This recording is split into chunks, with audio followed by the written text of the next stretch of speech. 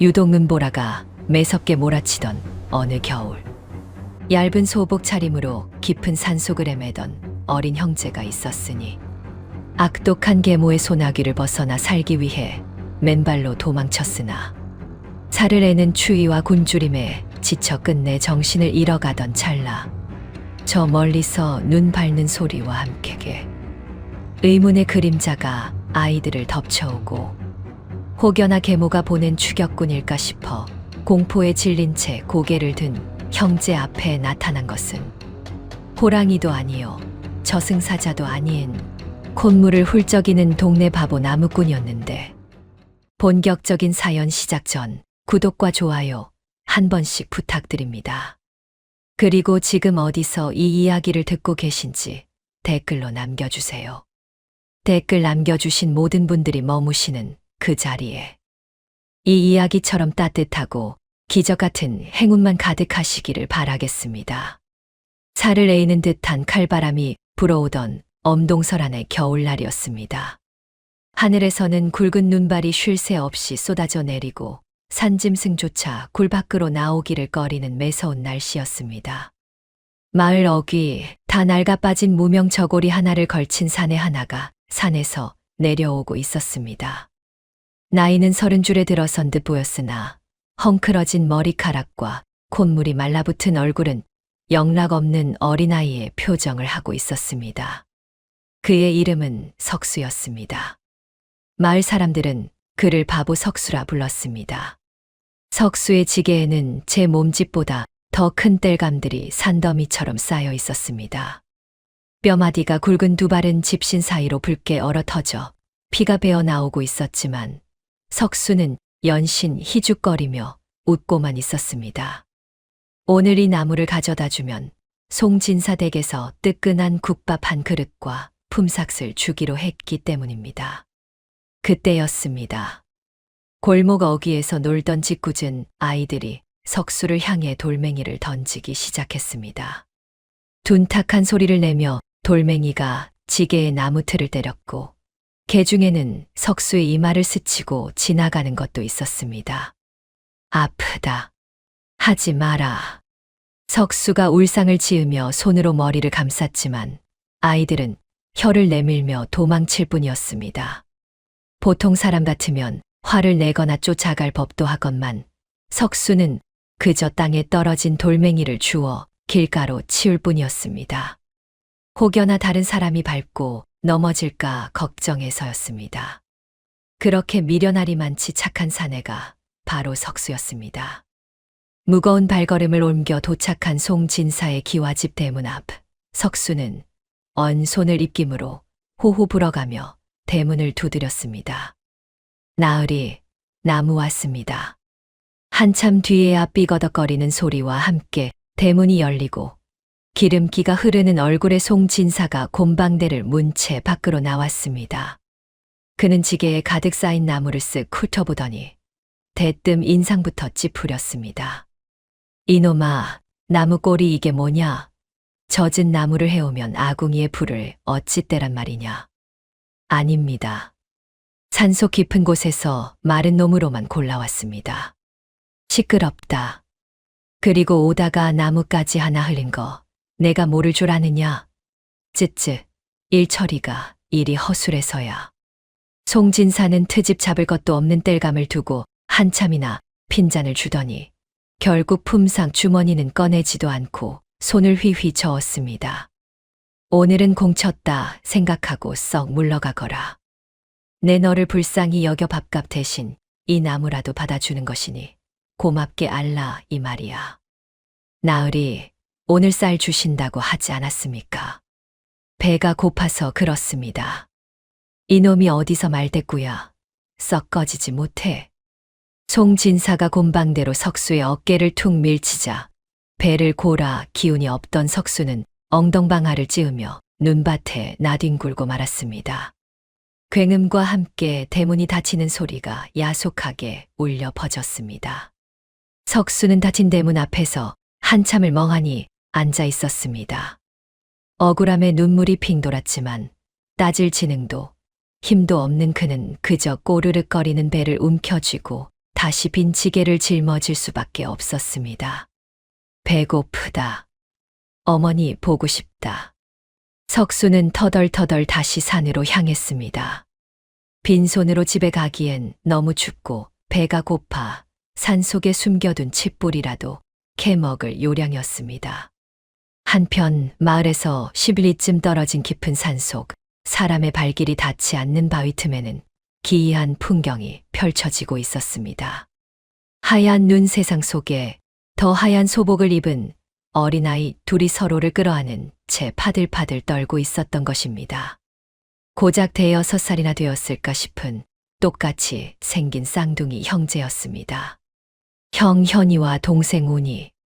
명문가 자제로 태어났으나 부친이 의문사를 당한 직후 돈독 오른 계모가 자신들을 노비로 팔아넘기려 하자 한겨울 산속으로 도망쳐 나온 아이들이었습니다. 형님, 나 춥고 너무 졸려. 동생 운이가 파랗게 질린 입술로 웅얼거렸습니다. 속눈썹에는 이미 하얗게 서리가 내려앉아 있었습니다. 형 현이는 자신의 얇은 옷자락으로 동생을 감싸 안으며 이를 악물었습니다. 안 돼, 운아. 자면 죽어. 조금만 참아. 아버지가 우리 보고 계실 거야. 헌데 현이 역시 한계였습니다. 손발의 감각은 이미 사라진 지 오래였고 뼛속까지 파고드는 냉기는 어린아이가 감당하기엔 너무나 가혹했습니다. 세상은 온통 하얗게 변해가고 의식은 가물가물해져 갔습니다. 이렇게 죽는구나 싶었습니다. 현이는 흐려지는 눈으로 하늘을 원망했습니다. 어른들의 탐욕 때문에 아무 죄 없는 아이들이 얼어 죽어야 하는 이 현실이 사무치게 원통했습니다. 그때였습니다. 눈을 밟는 투박한 발소리가 들려왔습니다. 현이는 마지막 힘을 짜내어 고개를 들었습니다. 저 멀리서 커다란 그림자가 다가오고 있었습니다. 멧돼지일까 아니면 저승사자일까. 아이들의 눈에는 공포가 서렸습니다. 나뭇가지를 헤치고 나타난 것은 바로 석수였습니다. 칡뿌리를 찾아 헤매던 석수의 눈에 바위 틈에 웅크린 작은 생명체들이 들어온 것입니다. 석수는 걸음을 멈추고 눈을 비볐습니다. 처음에는 산신령이 보낸 토끼인 줄 알았으나 자세히 보니 사람 아이들이었습니다. 그것도 얇은 옷 하나만 걸친 채 죽어가고 있는 아이들 말입니다. 석수는 멍하니 아이들을 바라보았습니다. 보통의 어른이라면 너희 누구냐, 부모는 어디 있느냐 묻는 것이 순서였을 테지만 바보 석수의 사고방식은 달랐습니다. 그의 눈에는 오직 두 가지가 보였습니다. 춥다, 그리고 배고프다. 그것은 석수 자신이 평생 뼈저리게 느껴온 감각이었기에 설명하지 않아도 본능적으로 알 수 있었습니다. 추워 보이는구나. 석수는 주저없이 자신이 입고 있던 유일한 겉옷, 털이 숭숭 빠진 낡은 개가죽 조끼를 벗었습니다. 그 조끼를 벗으면 당장 자신의 살갗이 찢어질 듯 추울 텐데도 그는 망설임이 없었습니다. 석수는 성큼성큼 다가가 아이들 위로 그 투박하고 냄새나는 조끼를 덮어주었습니다. 그리고는 자신의 크고 거친 손으로 얼음장처럼 차가운 아이들의 뺨과 손을 마구 비비기 시작했습니다. 힘내라. 안 춥다. 안 추워. 거친 손길이었지만 그 안에는 화로보다 뜨거운 온기가 담겨 있었습니다. 죽음의 문턱에서 몽롱하던 현이와 운이는 난생 처음 느껴보는 낯선 사내의 체온에 눈을 번쩍 떴습니다. 눈앞에는 콧물을 훌쩍거리며 해맑게 웃고 있는 바보 아저씨가 있었습니다. 석수는 품에서 주섬주섬 무언가를 꺼냈습니다. 아까 산을 오르다 운 좋게 발견한 얼어붙은 산딸기 몇 알과 흙 묻은 칡뿌리 조각이었습니다. 자신이 먹으려고 아껴둔 유일한 식량이었습니다. 그는 흙투성이 손을 내밀며 세상에서 가장 순박한 목소리로 말했습니다. 안 때린다. 맘 먹자. 맘. 맘은 밥을 뜻하는 석수만의 말이었고 안 때린다는 말은 자신이 맞고 살았기에 남에게 해줄 수 있는 최고의 안심시키는 말이었습니다. 현이는 멍하니 그 손을 바라보았습니다. 비단 옷을 입고 점잔을 빼던 양반들은 자신들을 돈 몇 푼에 팔아치우려 했는데 천하에 비천해 보이는 이 바보 사내는 자신의 모든 것을 내어주고 있었습니다. 얼어붙었던 현이의 눈에서 뜨거운 눈물이 왈칵 쏟아졌습니다. 그것은 슬픔의 눈물이 아니라 삶에 대한 안도감이자 누군가의 온기에 대한 감사함이었습니다. 현이는 떨리는 손으로 석수가 걷는 칡뿌리를 받아들고 동생의 입에 먼저 넣어 주었습니다. 차가운 바람은 여전히 매섭게 불어닥치고 있었지만 세 사람이 옹기종기 모여 앉은 그 작은 바위 틈만큼은 세상 그 어느 안방보다 따뜻했습니다. 그렇게 가장 비천한 나무꾼과 세상에서 버림받은 천재 형제의 기묘한 동거가 시작되었습니다. 석수의 집은 마을에서도 가장 외진 곳, 귀신이 나올 법한 흉가나 다름없는 초라한 토담집이었습니다. 지붕에 볏짚은 반쯤 썩어 문드러져 하늘이 숭숭 보였고 벽에는 어른 주먹만 한 구멍이 나 있어 황소바람이 제 집인 양 드나들었습니다. 비단 금침에서만 자라온 현이와 운이 형제에게 그곳은 사람이 살 곳이 못 되었습니다. 퀴퀴한 곰팡이 냄새와 냉기, 그리고 바닥을 기어다니는 쥐며느리들. 하지만 두 아이는 불평 한마디 할 수 없었습니다. 그 썩은 지붕 아래가 지금 이 세상에서 자신들을 받아준 유일한 안식처였기 때문입니다. 내 새끼들 춥지. 석수는 방 아랫목에 아이들을 앉혀두고는 아궁이에 불을 지피느라 정신이 없었습니다. 땔감이라고 낚아 산에서 주워온 젖은 나뭇가지뿐이라 매캐한 연기가 방 안을 가득 채웠지만 석수는 눈물을 줄줄 흘리면서도 부채질을 멈추지 않았습니다. 그 정성 덕분인지 싸늘하게 식어있던 구들장에 미미하게 남아 온기가 돌기 시작했습니다. 며칠이 지났습니다. 가장 큰 문제는 역시나 끼니였습니다. 가진 것 없는 석수가 입을 2개나 더 늘렸으니 그 가난한 살림이 오죽했겠습니까? 어느 날 저녁이었습니다. 석수가 품 안에서 소중하게 감싸쥔 무언가를 꺼내놓았습니다. 어디서 얻어왔는지 김이 모락모락 나는 흰 쌀밥 한 덩이와 시래기 된장국 한 그릇이었습니다. 먹어라. 맘이다, 맘. 석수는 침을 꼴깍 삼키면서도 밥그릇을 아이들 앞으로 밀어주었습니다. 며칠을 굶은 아이들의 눈이 뒤집힐 듯 커졌습니다. 동생 운이가 허겁지겁 숟가락을 들여다 말고 멈칫하며 형을 바라보았습니다. 그리고는 고개를 돌려 석수를 보았습니다. 아저씨는 안 드십니까? 아저씨는 어쩌고요? 그러자 석수는 자신의 불룩한 배를 퉁퉁 두드리며 바보처럼 웃었습니다. 나는 배부르다. 아까 오다가 소 잡아먹었다. 배가 이만해졌다. 누가 봐도 뻔한 거짓말이었습니다. 소는커녕 맹물로 배를 채워 출렁거리는 소리가 들릴 지경이었으니까요. 하지만 석수는 아이들이 미안해할까봐 연신 트림하는 신용까지 하며 너스레를 떨었습니다. 현이는 그 모습을 말없이 응시했습니다.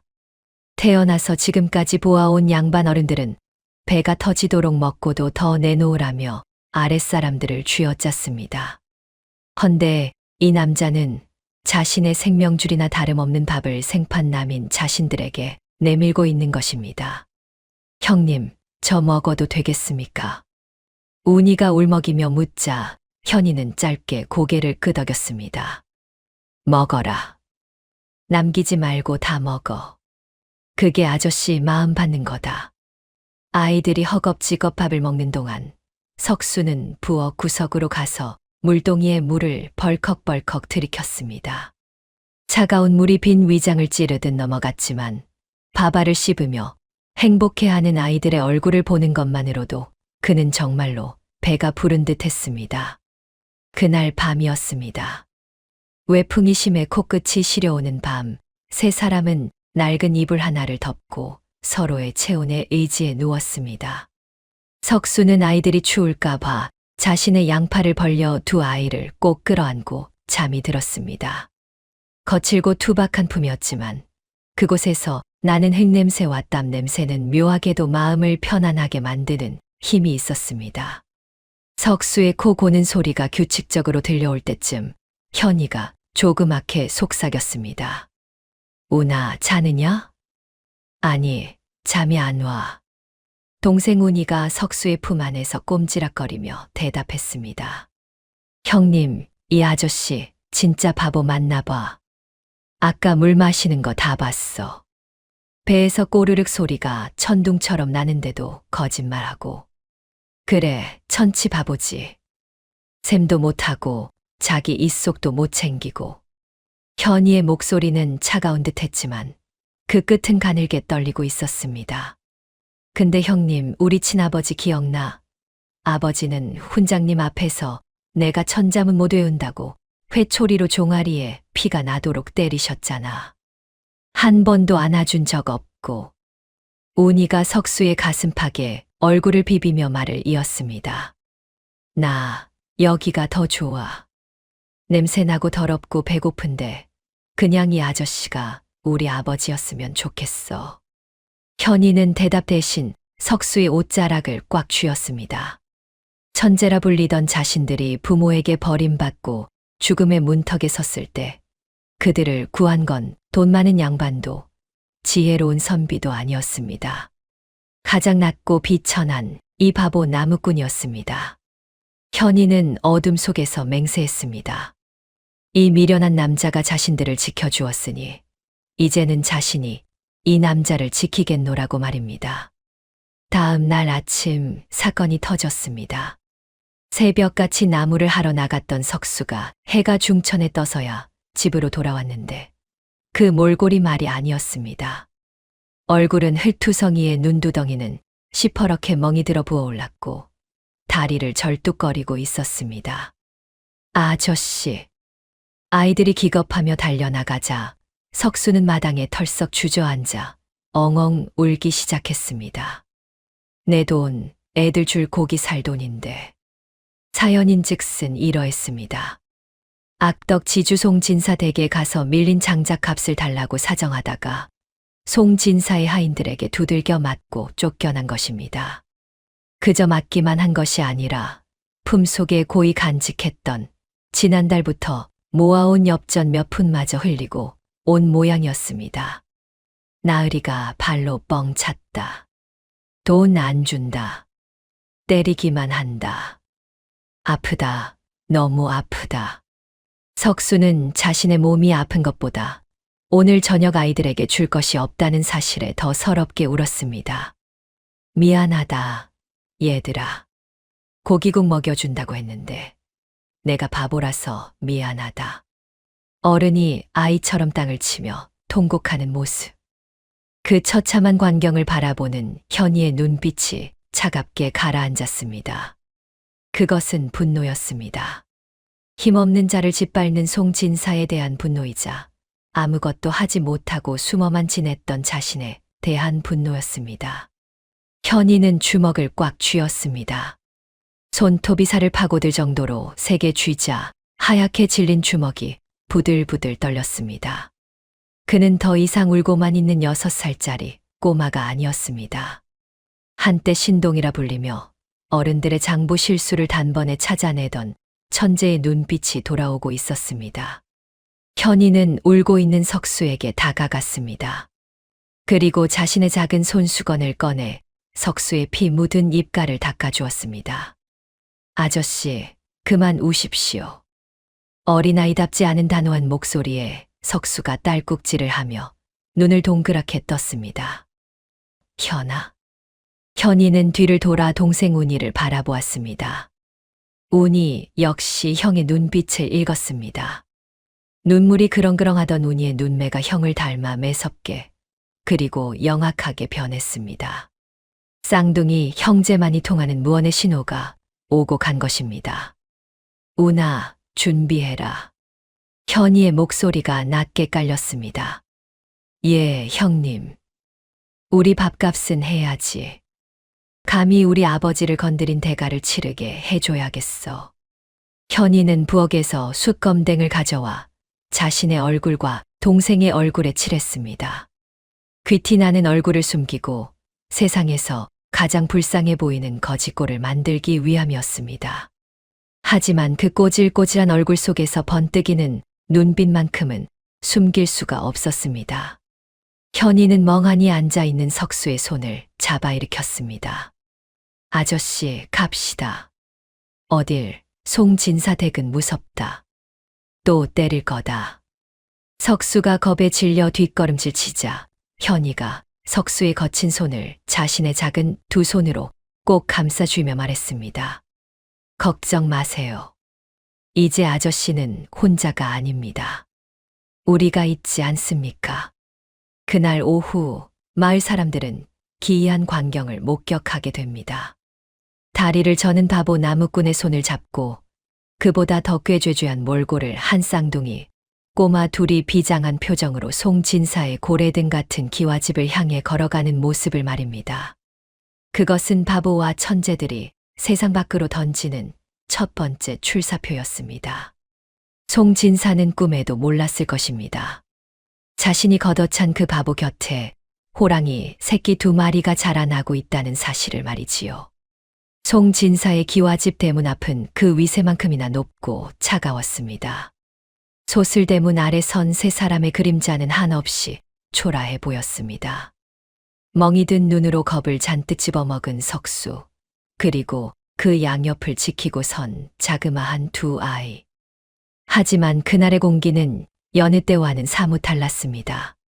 아저씨, 저만 믿으세요. 제가 신호하면 무조건 우는 겁니다. 아시겠죠? 동생 운이가 석수의 옷자락을 당기며 비장하게 속삭였습니다. 석수는 영문도 모른 채 그저 아이가 시키니 고개를 끄덕일 뿐이었습니다. 이리 오너라. 송진사 나으리 계시오. 현이가 대문이 떠나가라 소리를 질렀습니다. 잠시 후 안에서 하인들이 웅성거리며 뛰쳐나왔고 낮잠을 자다 깬 송진사가 짜증 섞인 얼굴로 사랑채 문을 열고 나왔습니다. 어떤 놈들이 남의 집 대문 앞에서 행패냐. 송진사가 마루로 내려서자마자 동생 운이가 기다렸다는 듯 마당으로 뛰어들었습니다. 그러고는 송진사의 바짓가랑이를 덥석 잡고 늘어지며 대성통곡을 시작했습니다. 나으리, 우리 아저씨 돈 내놓으시오. 배고파 죽겠소. 쌀 준다고 일 시키고 왜 돈 안 줍니까? 이거 안 놔. 어디서 굴러먹던 거지 놈들이. 송진사는 기겁하며 다리를 흔들어댔지만 운이는 찰거머리처럼 달라붙어 떨어지지 않았습니다. 돈 줄 때까지 안 갈 거요. 동네 사람들. 여기 사람 굶어 죽소. 부자 나으리가 거지 돈 떼먹소. 운이의 목청이 어찌나 큰지 담장 넘어 지나가던 사람들이 하나둘 힐끔거리기 시작했습니다.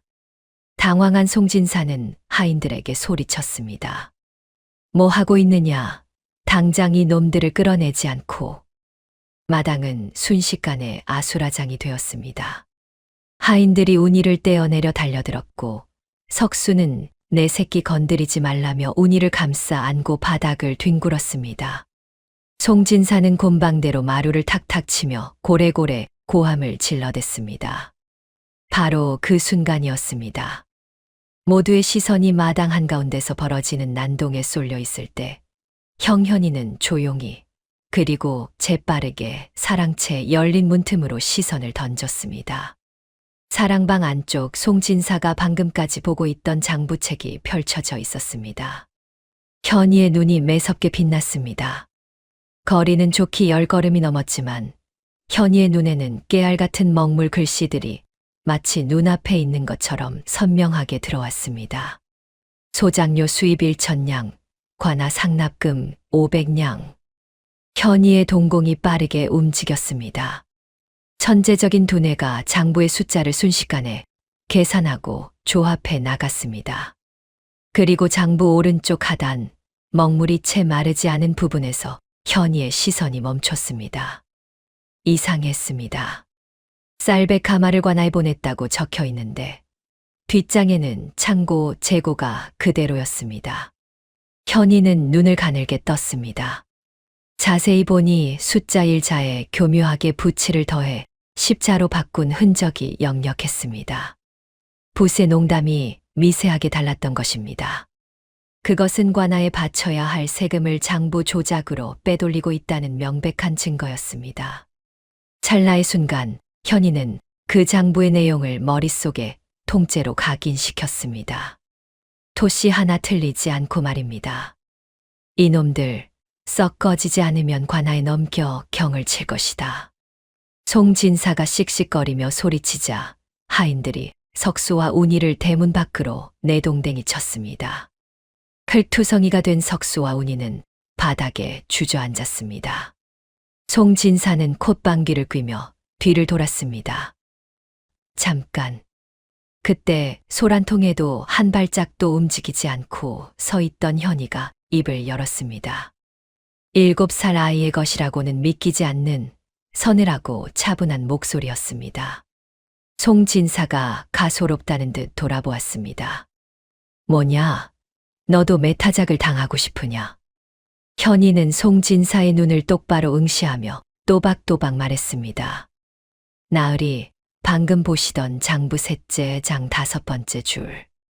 관금미 100석 납부라고 적으셨지요? 송진사의 표정이 순간 굳어졌습니다. 그게 무슨 소리냐? 헌데 바로 뒷장 창고 재고 목록에는 어찌하여 곡식량이 줄지 않았을까요? 그리고 숫자 1자 위에 덧치한 먹물이 아직도 마르지 않아 번들거리고 있더군요. 송진사의 얼굴에서 핏기가 싹 가셨습니다. 눈동자가 심하게 흔들렸습니다. 저 어린 놈이 저 멀리서 그걸 봤을 리가 없는데 말하는 내용이 소름 끼치도록 정확했기 때문입니다. 현이는 한 걸음 더 다가갔습니다. 목소리를 낮추어 오직 송진사만이 들을 수 있도록 속삭였습니다. 이 사실을 사또께서 아시면 어찌 될까요? 세금을 횡령하고 장부를 조작한 죄. 곤장으로 끝날 일은 아니겠지요. 송진사는 마른 침을 꿀꺽 삼켰습니다. 등줄기에 식은땀이 흘러내렸습니다. 이 꼬마는 평범한 거지가 아니었습니다. 눈빛 속에 서슬퍼런 칼을 감추고 있는 괴물이었습니다. 너 원하는 게 뭐냐? 송진사가 떨리는 목소리로 물었습니다. 간단합니다. 우리 아저씨가 일한 품삯, 그리고 아까 나으리의 하인들에게 맞아 다친 치료비. 그거면 됩니다. 현이는 더 요구하지도 않았습니다. 딱 정당한 대가, 그러나 거절할 수 없는 제안이었습니다. 잠시 후 대문 밖으로 나온 현이의 손에는 묵직한 엽전 꾸러미가 들려 있었습니다. 쫓겨나 울고 있던 석수와 운이는 눈이 휘둥그레졌습니다. 현아, 그게 뭐냐? 돈이냐? 석수가 믿을 수 없다는 듯 물었습니다. 현이는 엽전 꾸러미를 석수의 거친 손에 쥐어주며 빙긋 웃었습니다. 예, 아저씨. 송진사님이 미안하다며 치료비까지 넉넉히 챙겨주셨습니다. 정말 그 호랑이 같은 양반이? 우리 현이 대단하다. 대단해. 석수는 아이처럼 제자리에서 펄쩍펄쩍 뛰었습니다. 운이는 형에게 윙크를 보냈고 현이는 어깨를 으쓱해 보였습니다.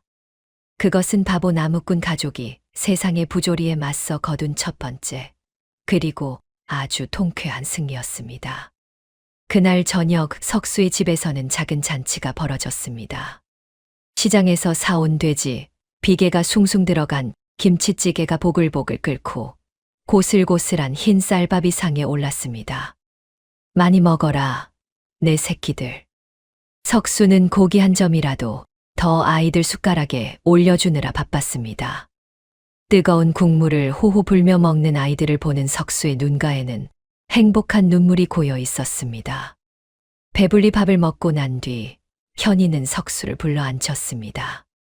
이제 단순히 하루 벌어 하루 먹는 삶에서 벗어나야 할 때가 왔다고 판단했기 때문입니다. 아저씨, 언제까지 송진사댁 눈치만 보며 나무를 하실 겁니까? 그야 나무를 해야 돈을 주니까 그렇다. 그러지 말고 이제부터는 방법을 바꿔보시지요. 현이는 부직갱이로 흙바닥에 그림을 그려가며 설명하기 시작했습니다. 사람들이 왜 겨울에 땔감을 구하느라 애를 먹을까요? 날이 추워지면 땔감 값은 오르는데 눈이 오면 나무꾼들이 산에 못 가니까 나무가 없어서 그렇습니다. 석수는 눈만 깜빡거렸습니다. 그러니까 아저씨는 품삯 땔감을 하시는 겁니다. 품삯 땔감. 예. 부잣집들을 찾아가서 미리 돈을 받으세요. 대신 겨울 내내 눈이 오나 비가 오나 매일 아침 정해진 시간에 마른 장작을 대문 앞까지 배달해 주겠다고 약조하는 겁니다. 이것은 훗날 매달 정해진 날에 물건을 대주는 품삯 장작의 시초가 된 획기적인 발상이었습니다. 당시 나무꾼들은 장날에 나무를 지고 나가 팔리기를 기다리거나 양반집에서 부르면 타는 시기였기에 수입이 들쭉날쭉했습니다. 하지만 현이의 생각은 달랐습니다. 아저씨는 힘이 세고 누구보다 부지런하시지 않습니까? 그리고 무엇보다 현이는 석수의 굳은 살 박인 손을 잡았습니다. 아저씨는 거짓말을 하지 않으시지 않습니까? 마을 사람들도 그걸 다 압니다. 아저씨가 약속하면 틀림없다는 거요. 그게 아저씨의 가장 큰 무기입니다. 석수의 가슴이 뭉클해졌습니다. 평생 바보라 손가락질만 받았지 누군가가 자신의 정직함을 무기라며 인정해 준 것은 처음이었기 때문입니다. 내가 할 수 있을까? 그럼요. 운이가 같이 가서 말하는 걸 도와줄 겁니다. 다음 날부터 석수의 지게 영업이 시작되었습니다. 운이가 앞장서서 귀염성 있게 말을 붙이면 석수가 우직하게 고개를 숙이며 약조했습니다. 비가 와도 가져옵니다. 눈이 와도 가져옵니다. 젖은 나무는 절대 안 씁니다. 처음엔 반신반의하던 마을 사람들도 폭설이 쏟아지던 날 새벽 어김없이 대문 앞에 쌓여있는 뽀송뽀송한 장작을 보고는 마음을 열었습니다. 역시 석수야. 바보라더니 약속 하나는 칼같이 지키는구먼. 이 집 장작이 제일 좋아. 불도 잘 붙고 입소문은 무서운 속도로 퍼져나갔습니다. 하나둘 고정거래처가 늘어나기 시작했습니다. 김진사댁, 최부자댁, 심지어 관아의 이방까지 석수에게 땔감을 주문했습니다. 석수의 집 마당에는 쌀가마니와 엽전이 쌓이기 시작했습니다. 썩어가던 지붕을 걷어내고 튼튼한 기와를 올렸고 바람이 숭숭 들던 벽은 황토를 발라 따뜻하게 메웠습니다. 무엇보다 달라진 것은 세 사람의 얼굴이었습니다. 영양실조로 누렇게 떴던 아이들의 볼에는 홍조가 돌았고 매일 주눅 들어있던 석수의 어깨는 펴졌습니다. 어느 늦은 밤 잠자리에 누운 석수가 천장을 바라보며 중얼거렸습니다. 현아, 운아, 고맙다. 나 같은 바보를 사람답게 살게 해줘서. 그 말에 현이는 가만히 석수의 품을 파고들었습니다. 아닙니다, 아저씨. 아저씨가 우릴 살리신 겁니다.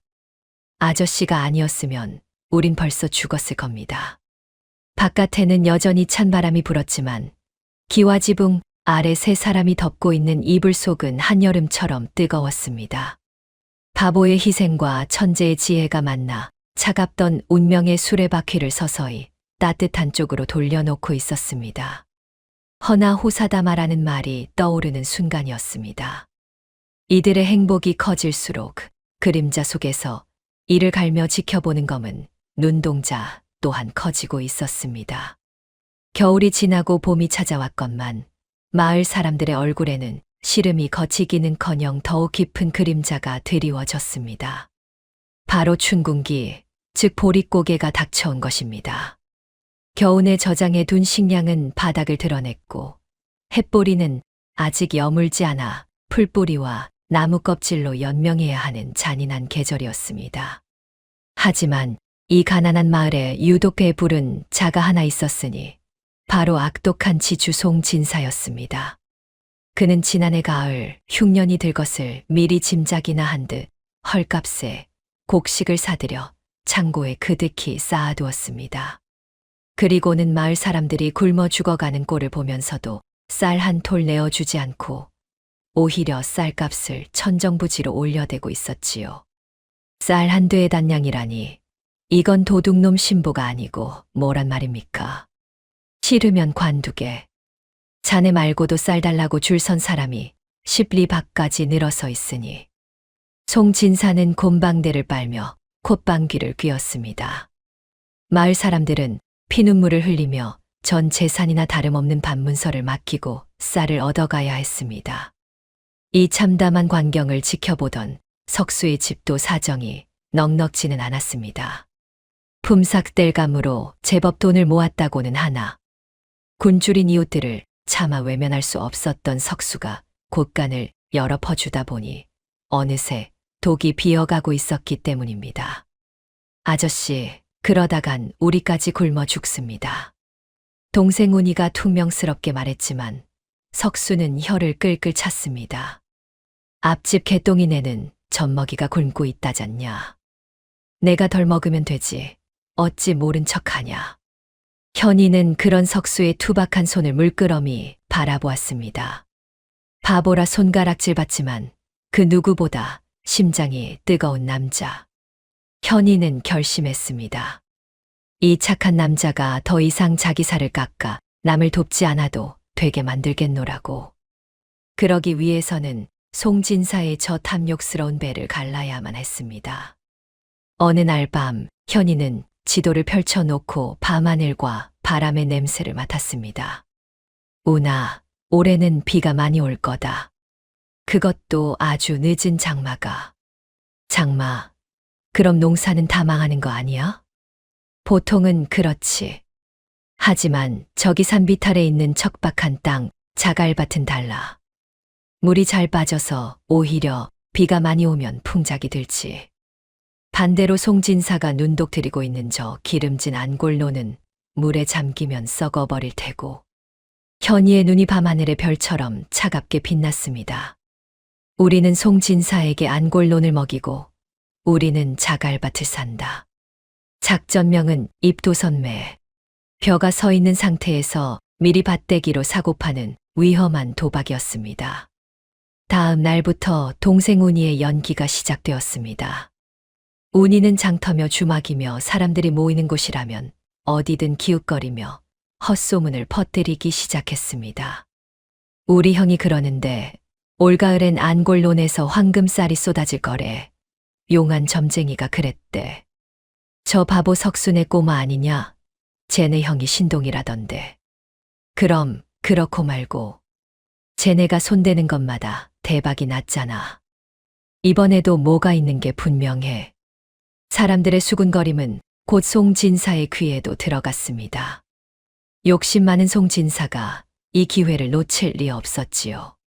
그는 즉시 하인들을 풀어 정보를 캐기 시작했습니다. 현이는 송진사가 미끼를 물 때를 기다려 일부러 석수에게 큰 소리로 말했습니다. 아저씨, 우리 전 재산을 털어서라도 안골론을 사야 합니다. 거기만 사면 우린 평생 놀고 먹을 수 있다고요. 담장 밖에서 엿듣던 송진사의 하인이 이 말을 듣고 헐레벌떡 주인에게 달려갔습니다. 송진사는 무릎을 쳤습니다. 옳거니 그 맹랑한 꼬맹이 놈들이 안골론을 노리고 있었구나. 내가 그 꼴을 볼 줄 알고 당장 채비를 하거라. 송진사는 창고에 쌓아둔 곡식을 팔아 현금을 마련한 뒤 안골론 주인들을 찾아가 웃돈을 얹어주며 밭대기 계약을 맺었습니다. 논 주인들은 횡재했다며 좋아했고 송진사는 석순애가 땅을 치고 후회할 거라며 킬킬거렸습니다. 반면 석수는 현이의 말대로 아무도 거들떠보지 않는 산비탈 자갈밭을 헐값에 사들였습니다. 마을 사람들은 바보가 드디어 미쳤다며 혀를 찼지만 석수는 그저 현이를 믿었습니다. 현이가 사라면 사는 거다. 우리 현이는 거짓말 안 한다. 그리고 여름이 왔습니다. 하늘이 뚫린 듯 비가 쏟아졌습니다. 10년 만에 찾아온 대홍수였습니다. 송진사가 전 재산을 털어 사들인 안골로는 순식간에 물바다가 되었고 벼들은 뿌리째 썩어 문드러졌습니다. 송진사는 빗속에서 가슴을 치며 통곡했지만 불어난 물은 야속하게도 그의 전 재산을 집어삼켰습니다. 하지만 산비탈에 있는 석수의 자갈밭은 달랐습니다. 빗물이 시원하게 빠져나간 덕분에 벼들은 오히려 물을 흠뻑 머금고 무럭무럭 자라났습니다. 가을이 되자 자갈밭은 황금빛 물결로 일렁였습니다. 그해 가을 유일하게 풍년을 맞은 곳은 석수의 밭뿐이었습니다. 쌀값이 천정부지로 치솟았고 쫄딱 망한 송진사는 빚쟁이들에게 시달리다 못해 결국 자신의 기와집과 남은 땅까지 내놓아야 했습니다. 현이는 그 모든 것을 헐값에 사들였습니다. 아저씨, 이제 이 집은 아저씨 겁니다. 으리으리한 기와집 대문 앞 석수는 입을 다물지 못했습니다. 어제까지만 해도 남의 집 머슴살이나 하며 쫓겨나던 자신이 이 고래등 같은 집의 주인이 된 것입니다. 현아, 이게 다 꿈은 아니지. 내가 정말 이 집 주인이냐? 예, 아버지. 꿈 아닙니다. 현이가 처음으로 석수를 아버지라 불렀습니다. 석수는 그 자리에 주저앉아 엉엉 울고 말았습니다. 집이 생겨서가 아니었습니다. 똑똑하고 귀한 현이가 자신 같은 천치를 아버지라 불러주었다는 사실이 가슴 사무치게 고마웠기 때문입니다. 송진사가 쫓겨나던 날, 그는 석수 앞에 무릎을 꿇고 살려달라 빌었습니다. 현이는 차갑게 그를 내려다보며 말했습니다. 나으리, 걱정 마십시오. 우리는 나으리처럼 매정하지 않습니다. 현이는 송진사에게 작은 초가집 한 채와 밭을 빌려주었습니다. 대신 조건이 있었습니다. 평생 소작농으로 살며 땀 흘려 일하십시오. 쌀 한 톨이 얼마나 귀한지, 배고픔이 얼마나 무서운지 뼈저리게 느끼면서 말입니다. 그것은 죽음보다 더한 치욕이자 가장 완벽한 복수였습니다. 석수가 최부자가 되었다는 소문은 삽시간에 퍼져나갔습니다. 이웃 고을을 넘어 한양 근처까지 흘러갔습니다. 바보 천치가 하루아침에 만석군이 되었다더냐? 그렇다네. 근데 그게 다 그 집 쌍둥이 아들들 덕분이라지 뭔가. 신동도 그런 신동이 없다더군. 어느 화려한 대갓집 안 채 비단 옷을 입은 한 여인이 거울 앞에서 단장을 하다 말고 멈칫했습니다. 그녀의 손에 들린 빗이 툭 하고 떨어졌습니다. 쌍둥이 아들을. 그녀의 눈매가 독사처럼 가늘어졌습니다. 4년 전 노비상인에게 넘기기 직전에 감쪽같이 사라져 버린 전처의 자식들. 분명 얼어 죽거나 짐승밥이 되었어야 할 그 아이들이 살아있을지도 모른다는 불길한 예감이 스쳐 지나갔습니다. 현이와 운이. 설마 그 질긴 목숨이 아직 붙어 있는 게냐? 여인은 하인을 불렀습니다. 여봐라, 당장 그 석수라는 자에 대해 낱낱이 알아오너라. 특히 그 집에 산다는 아이들, 얼굴을 그려오란 말이다. 여인의 입가에 서늘한 미소가 번졌습니다. 만약 그 아이들이 살아있다면, 그리고 그 아이들이 바보를 부자로 만들 만큼 재주가 뛰어나다면, 그것은 또 다른 기회였습니다. 내 핏줄은 아니나 내 부귀 영화를 위해 쓰일 도구라면 다시 거두어들이는 것도 나쁘지 않겠지. 그렇고 말고. 평화롭던 석수의 집에 검고 거대한 먹구름이 몰려오고 있었습니다. 이제 막 행복을 맛보기 시작한 세 사람 앞에 과거의 망령이 탐욕스러운 입을 벌리고 다가오고 있었던 것입니다. 석순의 집 마당에는 따사로운 가을 햇살이 내리쬐고 있었습니다. 마당 한편에는 붉은 고추가 멍석 위에 널려 있고 처마 밑에는 곶감이 주렁주렁 매달려 익어가는 그야말로 평화롭고 풍요로운 풍경이었습니다. 아저씨, 이 비단옷 좀 입어보시라니까요. 읍내 포목점에서 제일 좋은 걸로 맞춰왔단 말입니다. 동생 운이가 색동저고리를 들고 석수를 쫓아다녔습니다. 하지만 평생 무명바지에 집신만 신고 살아온 석수는 그 매끄러운 비단 감촉이 영 어색하고 부끄러운 모양이었습니다. 아이고, 싫다. 간지럽다. 나는 그냥 무명이 좋다. 이거 입으면 일도 못하고 똥지개도 못 진다. 이제 대감마님 소리 듣는데 똥지개가 뭡니까? 얼른요. 현이는 마루에 앉아 그 모습을 흐뭇하게 바라보며 장부 정리를 하고 있었습니다. 곳간에는 쌀이 가득하고 동생의 웃음소리가 들리고 아버지라 부르는 사람의 투박한 등. 현이는 붓을 잠시 내려놓고 생각했습니다. 이 행복이 영원히 깨지지 않기를, 이 따뜻한 울타리가 세상의 모진 바람을 다 막아주기를 말입니다. 허나 운명의 신은 가혹하게도 그 소박한 바람을 허락하지 않았습니다. 이리 오너라. 썩 문을 열지 못할까. 평온함을 깨뜨리는 날카로운 고함이 대문 밖에서 터져 나왔습니다. 심상치 않은 기운에 현이의 손에서 붓이 툭 떨어졌습니다. 소슬대문이 쾅 하고 열리더니 관아의 포졸들이 들이닥쳐 길을 터주었고 그 뒤로 화려하게 치장된 가마 한 채가 위풍당당하게 마당으로 들어섰습니다. 가마의 휘장이 거치고 모습을 드러낸 여인. 짙은 화장의 서리빨 같은 눈매, 머리에는 옥으로 만든 비녀를 꽂은 그녀는 바로 죽은 친부의 후실이자 4년 전 형제를 팔아넘기려던 계모, 윤씨 부인이었습니다. 현이와 운이의 얼굴이 순식간에 창백하게 질렸습니다. 잊고 싶었던 악몽, 밤마다 식은땀을 흘리게 했던 그 공포의 대상이 눈앞에 나타난 것입니다. 어머니? 운이가 저도 모르게 뒷걸음질을 쳤습니다.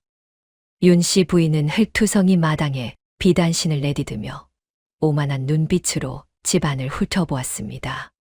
쓰러져 가던 초가집이 으리으리한 기와집으로 변해 있는 꼴을 보자 그녀의 눈동자에 탐욕스러운 불꽃이 일렁였습니다.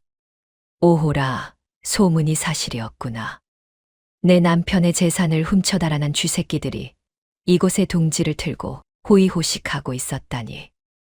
그녀의 목소리에는 차가운 가시가 돋쳐 있었습니다. 누구시오?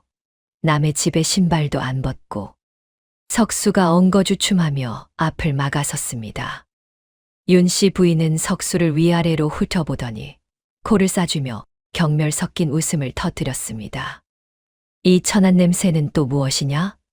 내 놈이 바로 그 바보 나무꾼이냐? 바보라니, 말씀이 심하시오. 나는 이 집 주인이오. 주인, 주제를 알아야지. 윤씨 부인은 품에서 붉은 인장이 찍힌 문서를 꺼내 들었습니다. 여봐라, 이놈을 당장 포박해라. 양반가의 자식들을 유괴하여 4년간 부려먹고 그 아이들을 앞세워 사기 행각을 벌여 재물을 모은 죄. 내 오늘 그 죄를 물으러 왔다. 유괴라니요. 그게 무슨 소리요. 석수가 펄쩍 뛰었지만 이미 포졸들이 달려들었습니다. 억센 소나기가 석수의 팔을 뒤로 꺾고 무릎을 꿇렸습니다. 아저씨. 아이들이 비명을 지르며 달려가려 했지만 윤씨 부인의 하인들이 아이들을 가로막았습니다. 놔, 이거 놓란 말이야. 현이와 운이가 발버둥 쳤지만 건장한 사내들의 힘을 당해낼 수는 없었습니다. 마당은 순식간에 아수라장이 되었습니다. 윤씨 부인은 천천히 아이들 쪽으로 다가갔습니다.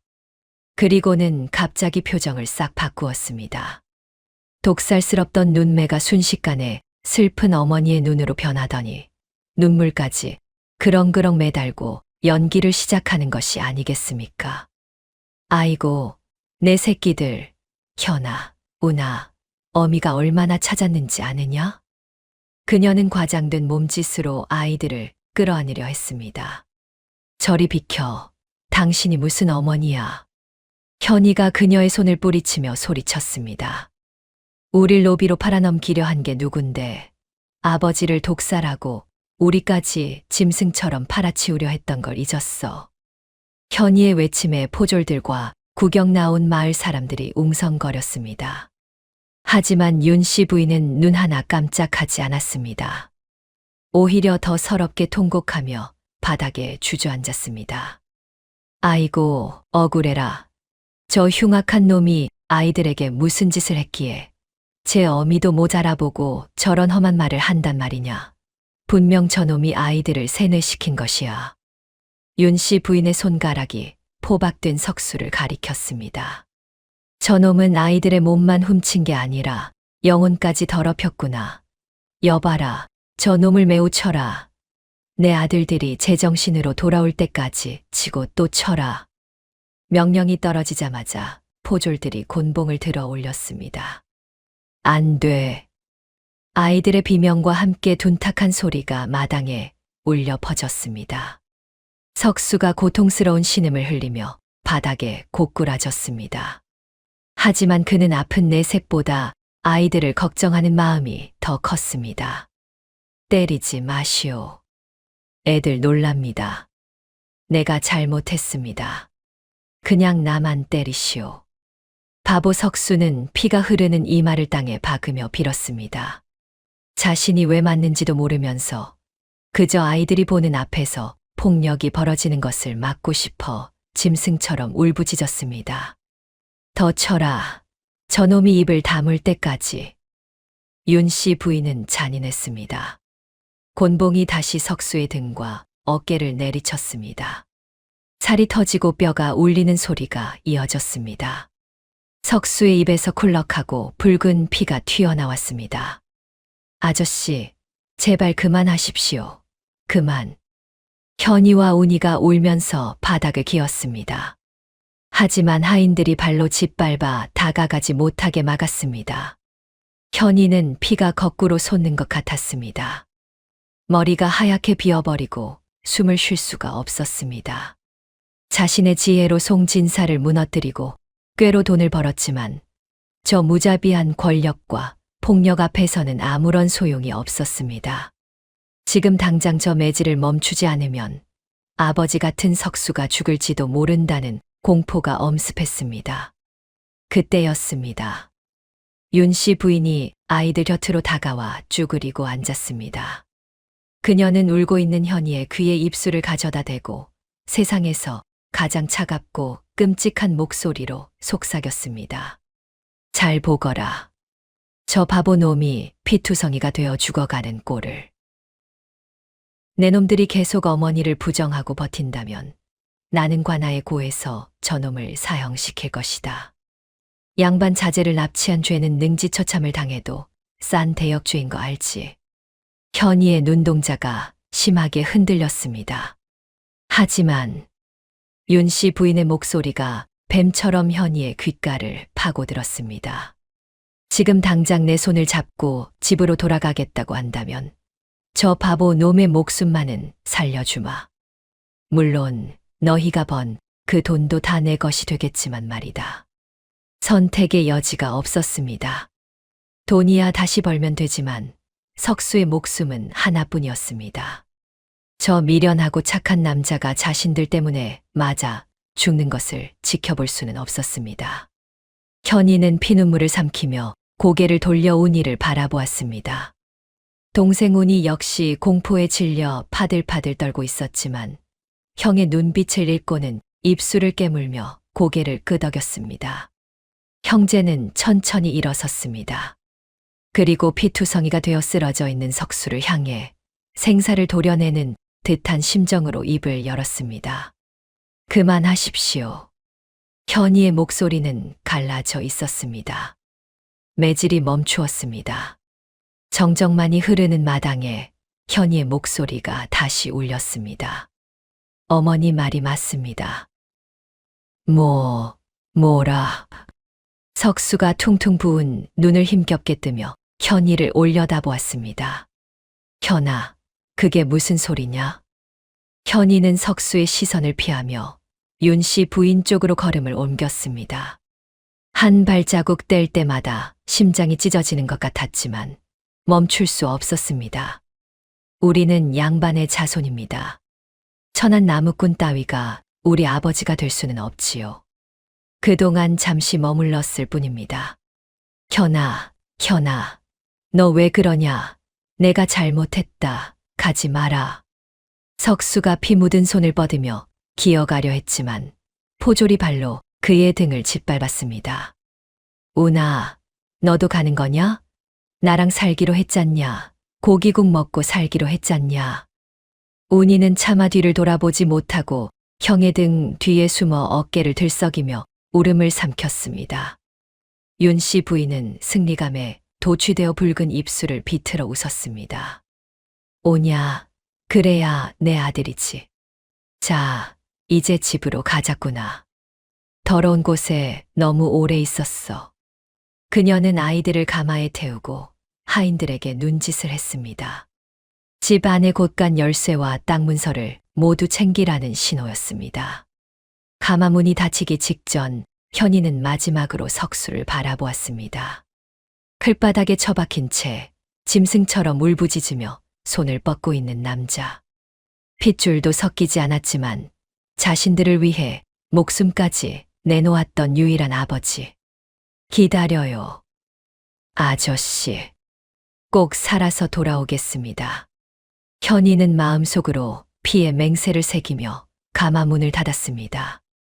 출발해라. 윤 씨 부인의 명령과 함께 가마꾼들이 움직였습니다.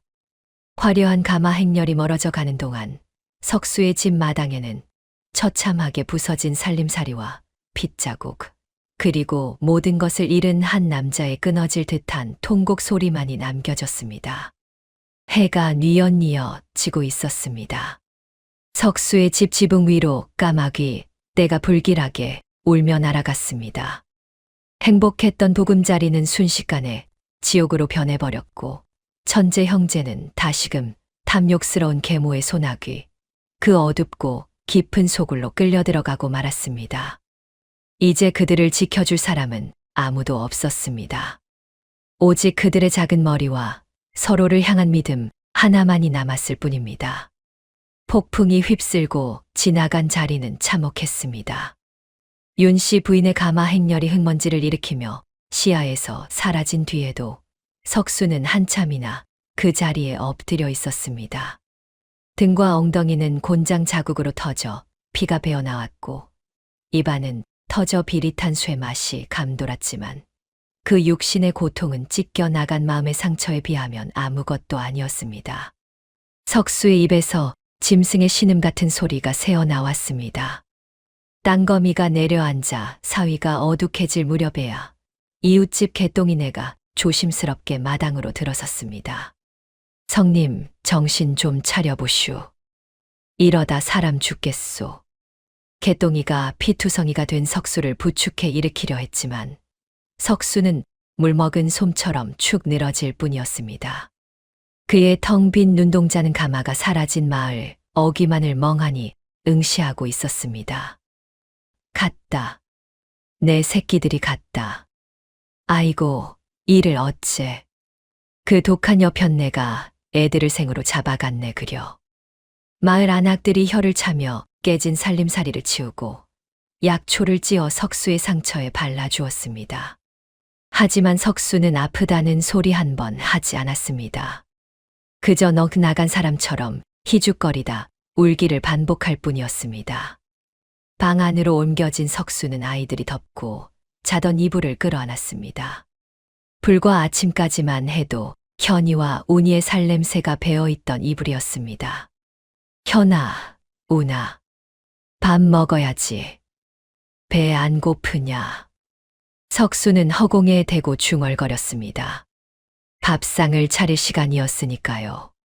그는 뒤틀거리는 몸을 일으켜 부엌으로 향했습니다. 아궁이에 불을 지피고 쌀을 씻었습니다. 눈물이 뚝뚝 떨어져 쌀 씻는 물 위로 파동을 일으켰지만 석수의 손은 기계처럼 움직였습니다. 우리 현이는 진밥을 좋아하고 운이는 누룽지를 좋아하지. 가마솥에서 김이 모락모락 피어오르고 고슬고슬한 밥이 지어졌습니다. 석수는 밥그릇 3개를 꺼냈습니다.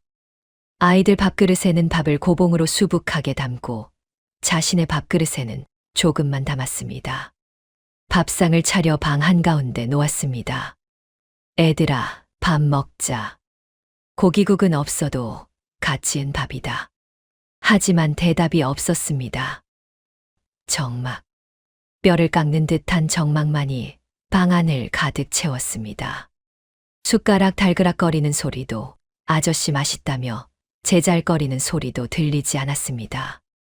그제야 석수는 깨달았습니다. 아이들이 없다는 것을. 다시는 그 작은 입으로 밥을 오물거리는 모습을 볼 수 없다는 것을 말입니다. 석수는 밥상을 앞에 두고 엎드려 대성통곡을 했습니다. 숟가락을 쥘 힘조차 없었습니다.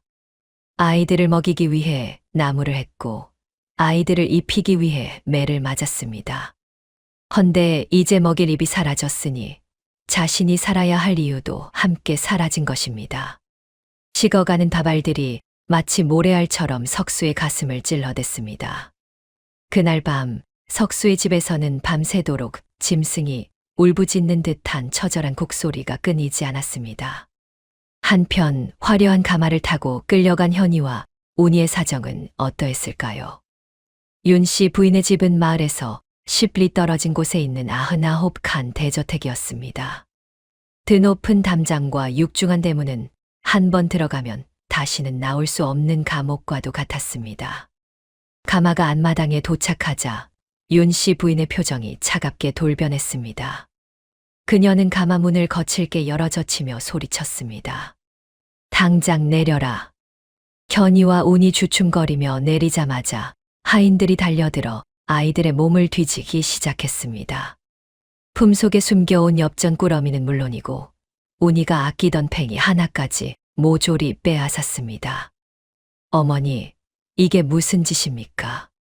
현이가 항의하려 하자 윤 씨 부인이 부채로 현이의 뺨을 후려쳤습니다. 날카로운 파열음과 함께 현이의 고개가 돌아갔습니다. 어머니, 누가 내 놈들의 어미냐? 천한 것들 같으니라고. 윤 씨 부인은 도끼를 품은 눈으로 아이들을 내려다보았습니다. 내 너희를 데려온 건 아들이 필요해서가 아니다. 내 놈들이 그 바보를 홀려 모았다는 그 재산, 그 돈을 어디다 숨겨뒀는지 알려고 데려온 게야. 말해라. 땅 문서는 어디 있느냐? 그 많은 금괴는 어디다 묻어뒀느냐? 현이는 입술을 깨물었습니다. 역시 나였습니다. 그녀에게 핏줄 따위는 중요하지 않았습니다. 오직 탐욕뿐이었습니다. 모릅니다. 그건 다 석수 그 사람의 것입니다. 우린 모릅니다. 현이가 끝까지 잡아떼자 윤 씨 부인은 싸늘하게 웃었습니다. 독한 것들. 제 아비를 닮아서 거짓말도 잘하는구나. 좋아, 언제까지 입을 다물 수 있는지 두고 보자꾸나. 그녀는 하인들에게 턱짓했습니다. 이놈들을 저기 뒷뜰광에 쳐넣어라. 입을 열 때까지 물 한 모금도 주지 마라. 아이들은 질질 끌려가 어둡고 축축한 광 속에 내동댕이 쳐졌습니다. 굉음과 함께 육중한 나무 문이 닫히고 자물쇠가 채워지는 소리가 들렸습니다. 칠흑 같은 어둠, 퀴퀴한 곰팡이 냄새와 냉기가 아이들을 덮쳤습니다. 형님, 나 무서워. 운이가 울먹이며 현이의 품을 파고들었습니다. 현이는 떨리는 동생의 어깨를 감싸 안았습니다.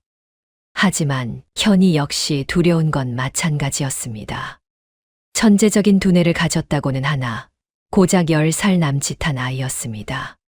힘과 권력 앞에서는 무력할 수밖에 없는 현실이 뼈저리게 다가왔습니다. 운아, 울지 마라. 우리가 약해지면 안 된다. 그러면 저 여자가 원하는 대로 되는 거야. 하지만 아저씨 많이 다쳤잖아. 피도 많이 흘리고. 운이의 말에 현이의 가슴이 미어질 듯 아파왔습니다. 마지막으로 보았던 석수의 모습이 눈앞에 어른거렸습니다. 피투성이가 된 채 가지 말라고 손을 뻗던 그 모습. 아저씨, 죄송해요. 정말 죄송해요. 현이는 어둠 속에서 주먹을 꽉 쥐었습니다. 이대로 무너질 수는 없었습니다. 여기서 죽으면 억울하게 돌아가신 친아버지의 원한도 석수 아저씨의 희생도 모두 물거품이 되고 마는 것입니다. 반드시 살아나간다. 그리고 저 여자가 가장 소중하게 여기는 것을 박살 내버릴 거야. 현이의 눈동자가 어둠 속에서도 형형하게 빛났습니다. 다시 석수의 집으로 돌아가 봅니다. 며칠이 지났는지도 모릅니다. 석수는 곡기를 끄는 채 빵 안에만 틀어박혀 있었습니다. 이웃들이 걱정되어 죽을 쑤어다 주었지만 입도 대지 않았습니다. 몸은 비쩍 말라 뼈만 앙상하게 남았고 초점 없는 눈은 퀭하니 들어갔습니다. 사람들은 수군거렸습니다. 쯧쯧, 바보 석수가 아주 미쳐버렸어. 하긴 제 자식처럼 키운 놈들을 하루아침에 뺏겼으니 오죽하겠어. 그러던 어느 날 새벽이었습니다. 석수는 꿈을 꾸었습니다. 꿈속에서 현이와 운이가 배고프다며 울고 있었습니다. 아저씨, 밥 주세요. 너무 추워요. 아이들의 목소리가 너무나 생생했습니다. 현아, 운아. 석수는 벌떡 일어났습니다. 식은땀이 비 오듯 흘렀습니다. 내 새끼들이 배가 고프구나. 그래, 밥을 줘야지. 내가 밥을 가져가야지. 석수는 홀린 사람처럼 부엌으로 나갔습니다. 찬밥 덩어리를 보자기에 싸고 아이들이 좋아하던 곶감 몇 개를 주머니에 넣었습니다. 그리고는 집신도 짝짝이로 신은 채 집을 나섰습니다. 그가 향한 곳은 윤 씨 부인의 저택이었습니다. 새벽 안개를 뚫고 10리 길을 걸어 도착한 대궐 같은 집. 석수는 그 높은 담벼락 밑에 쭈그리고 앉았습니다. 차마 대문을 두드릴 용기는 없었습니다. 그랬다가는 또 매를 맞고 쫓겨날 테고, 그러면 아이들에게 밥을 전해줄 수 없을 테니까요. 현아, 아빠 왔다. 밥 먹어라. 석수는 담장 너머를 향해 작게 속삭였습니다. 혹여나 아이들이 들을까, 아니 들키지 않을까 조마조마하며 보자기를 가슴에 품었습니다. 그때 대문 옆 작은 쪽문이 열리더니 하인들이 음식 쓰레기를 담은 통을 들고 나왔습니다. 하인들은 담벼락 밑에 앉아 있는 거지꼴의 석수를 보고 코를 막았습니다. 뭐야, 이 미친놈은 아직도 안 죽고 살아 있었네? 에이, 재수 없어. 저리 안 꺼져? 하인 하나가 발길질을 해대자 석수는 보자기를 끌어안고 몸을 웅크렸습니다. 때리지 마시오. 그냥 밥만, 애들한테 밥만 주고 가겠습니다. 이놈이 진짜 돌았나? 내 놈 새끼들이 지금 안방에서 얼마나 호의호식하고 있는데 이딴 찬밥 덩어리를 먹겠냐? 썩 꺼지지 못해. 하인은 석수가 들고 있던 보자기를 빼앗아 바닥에 내동댕이 쳤습니다. 하얀 밥덩어리가 흙바닥에 흩어지고 곶감이 진흙탕에 지시겨졌습니다. 안 돼, 내 밥, 애들 줄 건데. 석수는 기겁을 하며 바닥을 기었습니다. 흙 묻은 밥알을 주워 담으려 손을 뻗었지만 하인들은 그런 석수를 비웃으며 침을 뱉고는 안으로 들어가 버렸습니다. 쾅 하고 문이 닫혔습니다. 석수는 진흙탕 속에 주저앉았습니다. 손에 쥐어진 건 흙투성이가 된 밥알뿐. 그것은 마치 산산조각 난 자신의 마음과도 같았습니다. 현아, 운아, 아빠가 미안하다. 바보라서 미안하다. 높이 높은 담장 너머로는 아무런 대답도 들려오지 않았습니다. 그 시각 광에 갇힌 아이들이 배고픔에 지쳐 쓰러져 있는 줄은 꿈에도 모른 채 석수는 차가운 담벼락에 머리를 찌으며 오열했습니다. 가진 것 없는 자가 사랑하는 이를 지킬 힘조차 없을 때 느끼는 그 무력감. 그것은 곤장백개보다 더 아프게 석수의 뼈와 살을 파고들었습니다. 하늘도 무심하시지 마른 하늘에서 굵은 빗방울이 하나둘 떨어지기 시작했습니다. 비는 흙 묻은 밥알을 씻어내리고 석수의 눈물도 씻어내렸습니다. 하지만 가슴 속에 맺힌 피멍만은 씻겨지지 않은 채 더욱 짙어지고 있었습니다. 모든 것을 잃어버린 영혼의 어두운 밤은 그렇게 깊어가고만 있었습니다.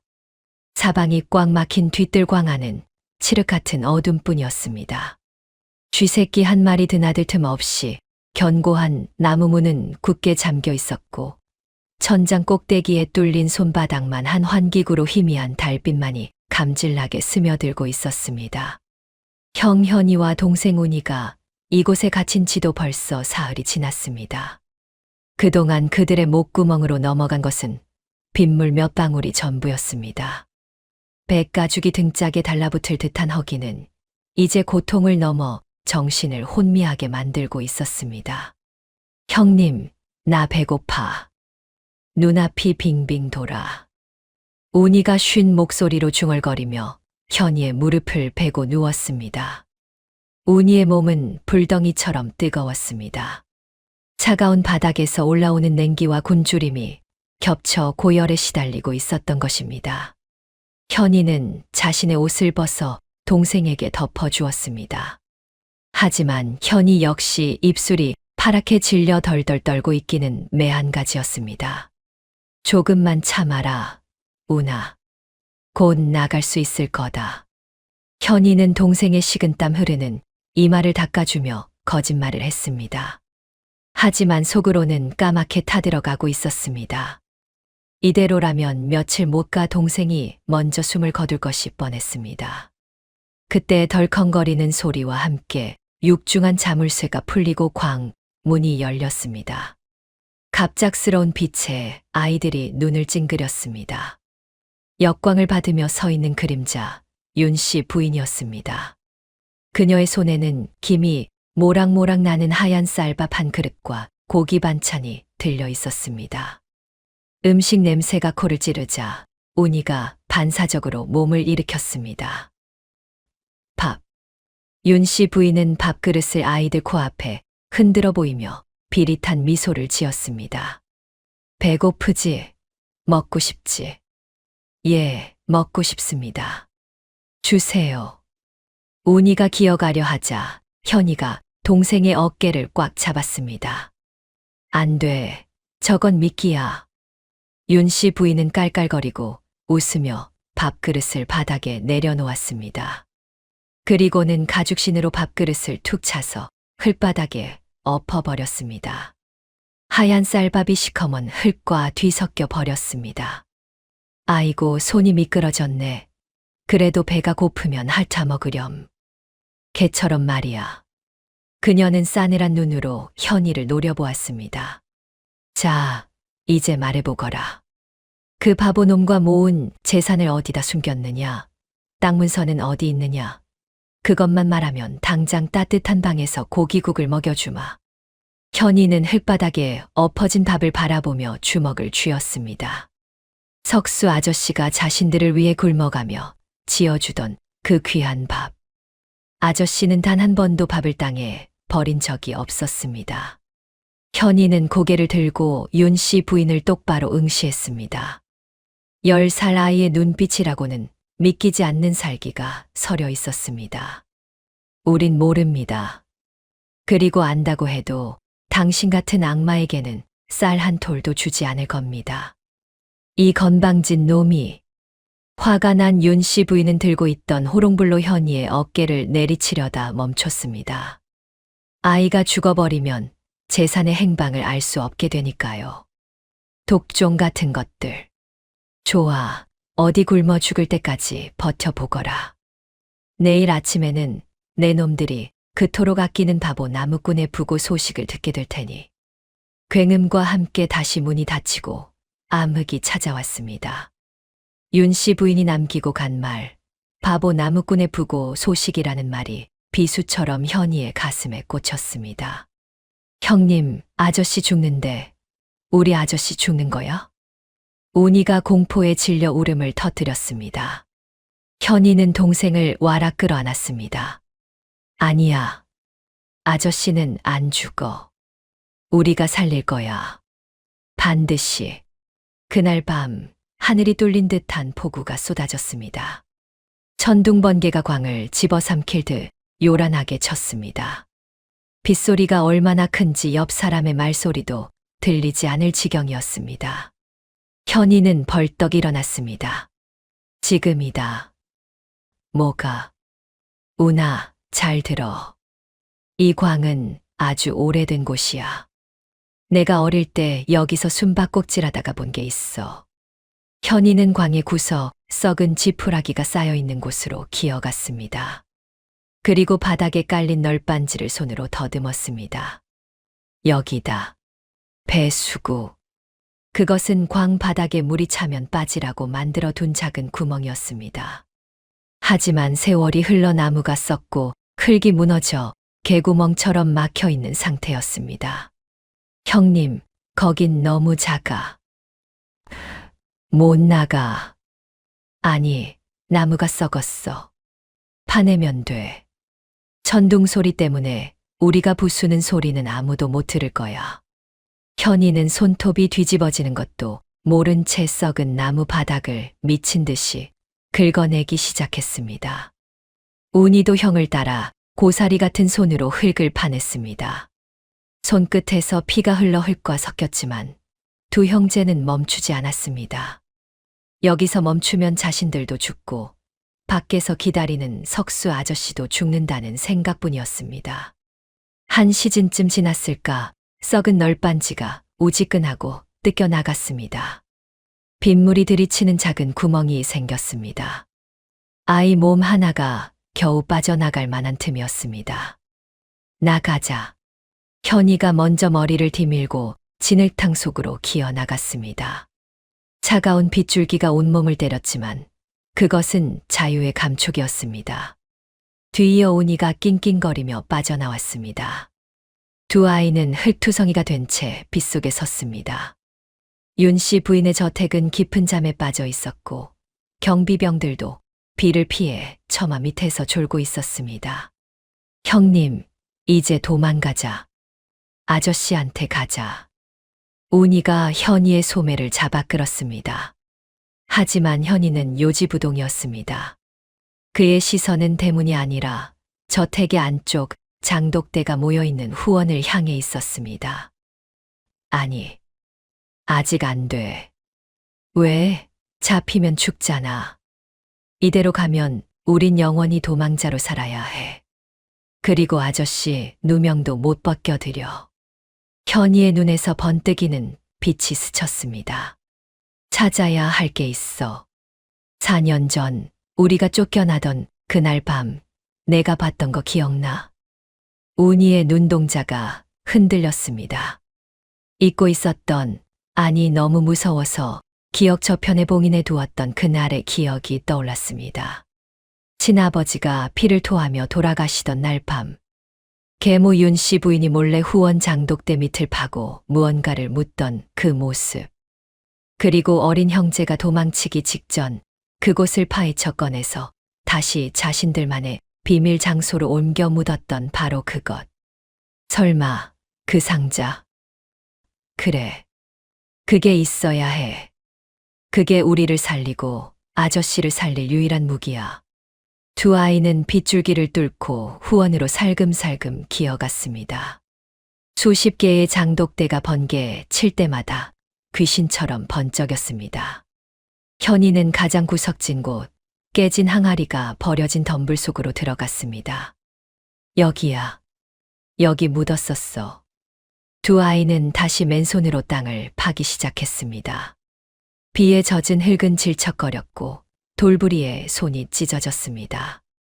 제발, 제발 그대로 있어줘. 현이는 속으로 빌고 또 빌었습니다. 4년이라는 세월이 흘렀습니다. 누군가 발견해서 버렸을 수도, 썩어서 없어졌을 수도 있었습니다.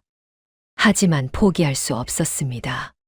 손끝에 딱딱한 무언가가 걸렸습니다. 찾았다.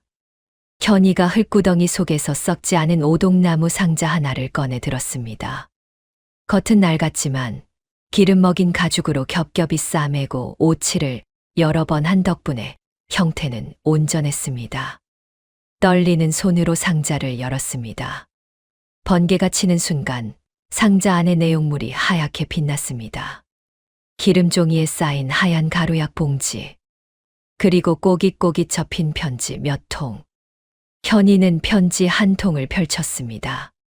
빗물에 젖지 않도록 몸으로 가리고 번개 불빛에 의지의 글씨를 읽었습니다. 자네가 부탁한 비상을 구했네. 이것이면 아무도 모르게 영감을 보낼 수 있을 걸세. 대신 약조한 땅 문서는 잊지 말게나. 송진사. 현이의 입에서 오열이 터져 나왔습니다. 이것이었습니다. 계모 윤씨 부인이 친아버지를 독살하고 송진사와 짜고 재산을 가로챈 명백한 증거. 어린 형제가 우연히 목격하고 훔쳐나왔던, 그래서 계모가 그토록 형제를 죽이려 했던 이유가 바로 이 상자 안에 들어 있었습니다. 형님, 그거 뭡니까? 나쁜 겁니까? 아니, 이건 희망이다. 아저씨를 살릴 수 있어. 현이는 상자를 품속 깊이 끌어안았습니다. 차가운 빗물이 뺨을 타고 흘러내렸지만 가슴 속은 뜨겁게 타올랐습니다. 이제 더 이상 도망칠 필요가 없었습니다. 그들에게는 세상을 뒤집을 칼자루가 쥐어진 것입니다. 가자, 우나. 가서 죗값을 받게 해주자. 예. 두 아이는 다시 칠 같은 어둠 속으로 몸을 숨겼습니다. 저택을 빠져나가는 그들의 발걸음은 들어올 때와는 달리 묵직하고 단단했습니다. 비는 그칠 줄 모르고 쏟아지고 있었습니다. 마치 이 세상의 모든 더러운 것들을 씻어내려는 듯이 말입니다. 바보 나무꾼과 천재 형제의 운명을 건 반격은 그렇게 가장 깊고 어두운 밤에 시작되고 있었습니다. 하늘이 뚫린 듯 쏟아지던 장대비는 밤이 깊어질수록 더욱 거세지고 있었습니다. 윤씨 부인의 저택 담벼락 아래 진흙탕 속에 주저앉아 있던 석수는 으깨진 밥알과 흙탕물을 뒤집어 쓴 채 멍하니 허공을 응시하고 있었습니다. 밥 먹어야 하는디. 석수의 중얼거림은 빗소리에 묻혀 흔적도 없이 사라졌습니다. 그의 손에 들려있던 보자기는 이미 걸레짝이 되어 있었고 아이들에게 먹이려던 하얀 쌀밥은 시커먼 흙죽이 되어버렸습니다. 그 순간 석수의 텅 빈 머릿속에서 무언가가 툭 하고 끊어지는 소리가 들렸습니다. 그것은 이성이 아니었습니다. 평생 남에게 해코지 한 번 못하고 돌을 던지면 맞고 욕을 하면 웃어넘기던 바보 석수의 껍데기가 깨지는 소리였습니다. 대신 그 틈 사이로 시뻘건 본능이 솟구쳐 올랐습니다. 새끼 잃은 어미 곰이 사냥꾼 앞에서 이빨을 드러내듯 짓밟힌 지렁이가 꿈틀거리듯 석수의 눈동자에 기이한 광기가 서리기 시작했습니다. 내 새끼들 굶으면 안 돼. 석수는 비틀거리는 몸을 일으켰습니다. 그리고는 집을 향해 달리기 시작했습니다. 집신 한 짝이 벗겨져 나갔지만 상관없었습니다. 흙탕물이 튀어올라 얼굴을 때려도 멈추지 않았습니다. 집에 도착한 석수는 헛간으로 뛰어들었습니다. 어둠 속에서 손을 더듬어 찾아낸 것은 낡고 녹슨 낫 한 자루였습니다. 평생 나무를 하고 풀을 베어 아이들을 먹여 살렸던 석수의 손때가 묻은 유일한 생계수단. 하지만 지금 이 순간 그것은 더 이상 나무를 베는 도구가 아니었습니다. 내놔. 내 새끼들 내놔. 석수는 낫을 불끈 쥐고 다시 빗속으로 뛰쳐나갔습니다. 번개가 번쩍일 때마다 낫의 날카로운 날이 섬뜩하게 빛났습니다. 윤씨 부인의 저택 앞. 육중한 대문은 여전히 굳게 닫혀 있었습니다. 안에서는 세상 모르고 잠든 사람들의 숨소리만이 고요하게 깔려 있었겠지요. 석수는 잠시 숨을 골랐습니다. 심장이 터질 듯 쿵쾅거렸습니다. 무서웠습니다. 매 맞는 것도 무섭고 저 높은 대문도 무서웠습니다. 하지만 굶고 있을 아이들의 얼굴이 떠오르자 공포는 순식간에 분노로 바뀌었습니다. 이 나쁜 놈들아, 문 열어. 내 아들들 내놔. 석수는 낫 자루로 대문을 미친 듯이 내려 찍었습니다. 현아, 우나, 아빠 왔다. 아빠가 데리러 왔다. 천둥 소리에 묻혀있던 고함이 대문을 부수는 굉음과 함께 저택의 정적을 깨뜨렸습니다. 무슨 소리야? 누가 대문을 부수는데? 안채에서 자고 있던 하인들이 기겁하며 뛰쳐나왔습니다. 횃불이 하나둘 켜지고 졸린 눈을 비비며 대문을 연 문지기들은 소스라치게 놀라 뒤로 나자빠졌습니다. 비에 젖은 산발머리에 눈은 뒤집혀 휘번덕거리고 손에는 시퍼런 낫을 든 사내. 그것은 사람이 아니라 지옥에서 기어 올라온 악귀의 형상이었습니다. 비켜, 다 비켜. 석수는 낫을 허공에 휘두르며 마당으로 난입했습니다. 하인들이 미친놈이다 하고 소리치며 혼비백산 달아났습니다. 평소 같으면 석수를 비웃으며 발길질했겠지만 죽음을 불사하고 달려드는 미친 사람 앞에서는 장사도 소용없는 법입니다. 어머니, 어디 있느냐? 내 새끼들 어디다 숨겼어? 석수는 눈에 뵈는 게 없었습니다. 장독대를 걷어차 깨뜨리고 사랑채 방문을 낫으로 찍어버렸습니다. 깨지는 소리와 비명으로 저택은 순식간에 아수라장이 되었습니다. 이게 무슨 난리냐? 그때 안채에서 윤 씨 부인이 비단 잠옷 바람으로 뛰쳐나왔습니다. 그녀는 헝클어진 머리를 매만지며 소리쳤지만 마당의 꼴을 보고는 입을 다물지 못했습니다. 석수가 윤 씨 부인을 발견했습니다. 너, 이 마녀 같은 년. 석수의 눈에서 불길이 뿜어져 나왔습니다. 그는 낫을 치켜들고 윤 씨 부인 쪽으로 성큼성큼 다가갔습니다. 내 아들들 내놔. 밥도 안 주고 가뒀지? 다 알아. 내놔. 윤 씨 부인은 공포에 질려 뒷걸음질 쳤습니다.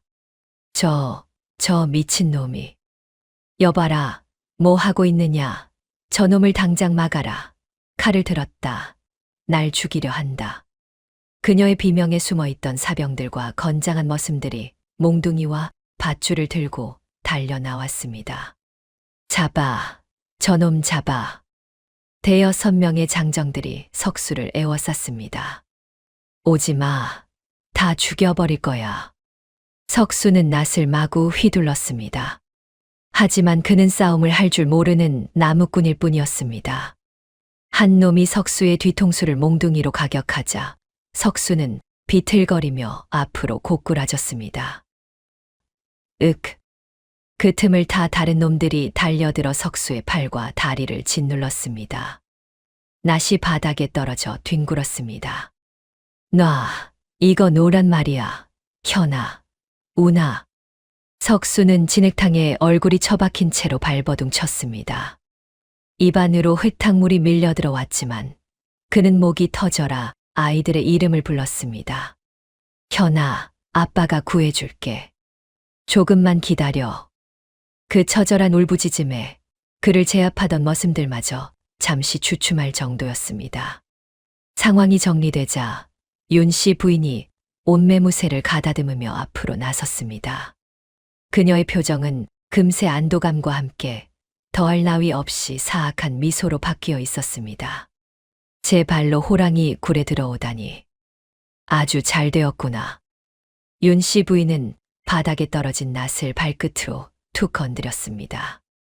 여봐라, 당장 관아에 알려라. 흉악한 당도가 집에 침입해 재물을 약탈하고 안방마님을 살해하려 했다고 전해라. 네, 강도요? 하인 하나가 되물었습니다. 누가 봐도 아이를 찾으러 온 아비의 난동이었으니까요. 그래, 강도다. 그것도 아주 질이 나쁜 살인미수범이지.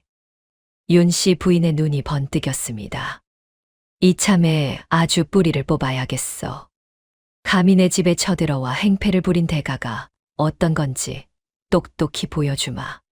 잠시 후 관아의 포졸들이 들이닥쳤습니다. 윤 씨 부인은 미리 찢어놓은 옷자락을 보이며 거짓 눈물을 흘렸습니다. 포교 나으리, 아이고 무서워라. 저놈이 갑자기 낫을 들고 들어와 돈을 내놓으라며 협박하지 뭡니까? 제가 비명을 지르지 않았으면 이 목이 달아날 뻔했습니다.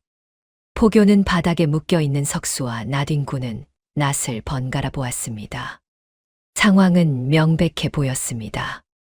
야밤의 흉기를 든 침입자. 변명의 여지가 없었습니다. 이놈을 당장 포박하여 형틀에 매달아라.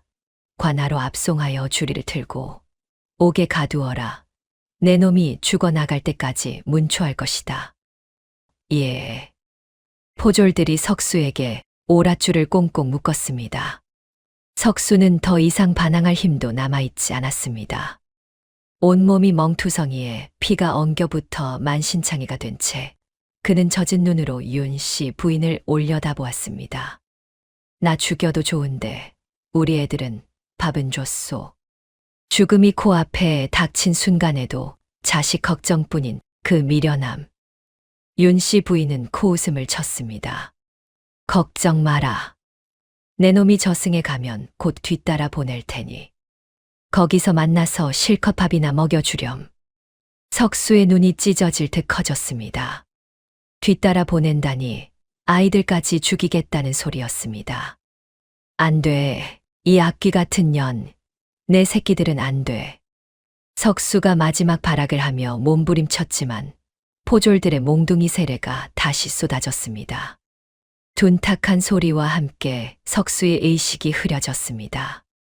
빗줄기는 더욱 굵어졌습니다. 마당의 흙탕물은 석수가 흘린 피와 섞여 붉게 변해가고 있었습니다. 모든 것이 끝난 것 같았습니다. 힘없는 아비의 반란은 실패했고 탐욕스러운 권력은 또다시 승리하는 듯했습니다. 윤 씨 부인은 승리의 미소를 지으며 돌아섰습니다. 더러운 놈. 썩 끌고 가거라. 포졸들이 축 늘어진 석수를 질질 끌고 대문 밖으로 나가려는 찰나였습니다. 잠깐. 천둥 소리를 뚫고 어둠 속에서 쩌렁쩌렁한 외침이 들려왔습니다. 모두의 시선이 소리가 난 곳으로 쏠렸습니다. 저택의 후원 쪽 어둠이 가장 짙게 깔린 곳에서 두 개의 작은 그림자가 걸어 나오고 있었습니다. 클투성이가 된 옷, 비에 젖어 착 달라붙은 머리카락, 하지만 그 눈빛만큼은 밤하늘의 별보다 더 형형하게 빛나는 아이들. 누구냐? 윤 씨 부인이 당황하여 소리쳤습니다. 번개가 치며 세상이 하얗게 밝아진 순간 아이들의 모습이 선명하게 드러났습니다. 현이와 운이었습니다. 그리고 현이의 가슴에는 낡은 오동나무 상자 하나가 소중하게 들려 있었습니다. 당장 그 손 놓으시오. 그분은 강도가 아니라 우리 아버지요. 현이의 목소리에는 더 이상 두려움이 없었습니다. 그것은 심판자의 목소리였습니다. 윤 씨 부인의 얼굴이 사색이 되었습니다. 너희들이 어떻게 광에 갇혀 있었는데? 하늘이 도왔지요. 당신의 추악한 죄를 밝히라고 말입니다. 현이는 포교를 향해 뚜벅뚜벅 걸어갔습니다. 포졸들이 길을 막으려 하자 현이가 눈을 부릅뜨고 호통쳤습니다. 비키시오. 내 손에 들린 이것이 무엇인지 안다면 감히 길을 막지 못할 것이오. 그 기백에 눌려 건장한 포졸들이 저도 모르게 뒷걸음질을 쳤습니다. 현이는 피투성이가 되어 쓰러져 있는 석수에게 다가갔습니다. 그리고 떨리는 손으로 석수의 흙 묻은 얼굴을 어루만졌습니다. 아저씨, 아니 아버지. 늦어서 죄송해요. 정말 죄송해요. 흐릿한 의식 속에서 석수가 눈을 떴습니다. 현아, 우나? 예, 저희 왔습니다. 이제 아무 걱정 마십시오. 동생 운이가 석수의 묶인 손을 잡고 엉엉 울음을 터뜨렸습니다. 현이는 눈물을 닦고 천천히 일어섰습니다. 그리고 윤 씨 부인을 정면으로 노려보았습니다. 그 시선은 4년 전 추위에 떨며 살려달라고 빌던 어린아이의 것이 아니었습니다. 모든 진실을 알고 있는 자, 그리고 그 진실로 악을 단죄하러 온 재판관의 눈빛이었습니다. 이제 당신의 차례요, 어머니. 현이가 상자를 들어 올리자 윤 씨 부인의 눈동자가 공포로 인해 심하게 흔들렸습니다. 그녀는 직감했습니다. 저 상자가 열리는 순간 자신의 모든 부귀영화가 끝장나리라는 것을 말입니다. 빗줄기는 여전히 거세게 몰아치고 있었지만 이제 그 비는 석수의 피눈물이 아니라 다가올 통쾌한 씻김굿을 예고하는 서곡처럼 들려오고 있었습니다. 밤은 가장 깊었지만 그 어둠 끝에서 마침내 여명이 밝아오고 있었습니다. 이게 무엇인지 아십니까, 어머니? 현이의 목소리는 천둥소리보다 더 크게 윤 씨 부인의 가슴을 내리쳤습니다. 빗물에 젖은 오동나무 상자. 겉면의 오칠은 세월의 발에 벗겨졌으나 그 안에 담긴 죄악의 무게만큼은 결코 가벼워지지 않은 물건이었습니다. 윤 씨 부인은 사시나무 떨듯 몸을 떨었습니다.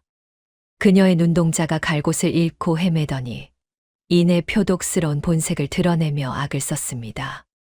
저 도둑놈들이 감히 내 안방에서 폐물함을 훔쳐 달아나더니 이제는 적반하장으로 나를 모함하려 드는구나. 여봐라. 저 놈들의 입을 찢고 당장 상자를 뺏어라. 그녀의 서슬퍼런 고함에 머슴들이 몽둥이를 들고 주춤주춤 다가갔습니다. 하지만 현이는 눈 하나 깜짝하지 않았습니다. 오히려 한 걸음 앞으로 내디디며 오동나무 상자의 뚜껑을 거칠게 열어 젖혔습니다. 번쩍하고 때마침 내리꽂힌 번개가 상자 안을 환하게 비췄습니다. 그곳에는 4년 묵은 종이 뭉치와 붉은색 독자가 선명하게 찍힌 약봉지가 들어 있었습니다. 포교 나으리. 현이는 머슴들이 아닌 관아의 포교를 향해 외쳤습니다. 도둑은 우리가 아니라 바로 이 여자입니다.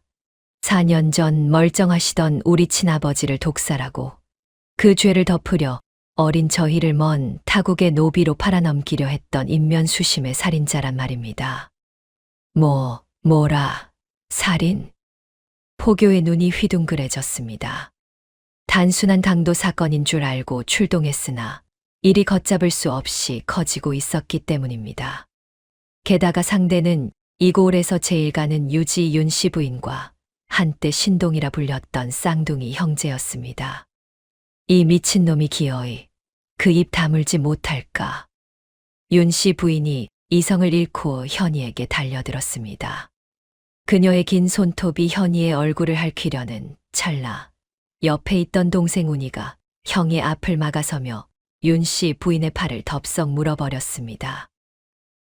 악! 윤 씨 부인이 비명을 지르며 나뒹굴었습니다. 형님, 어서 읽어. 사람들 다 듣게.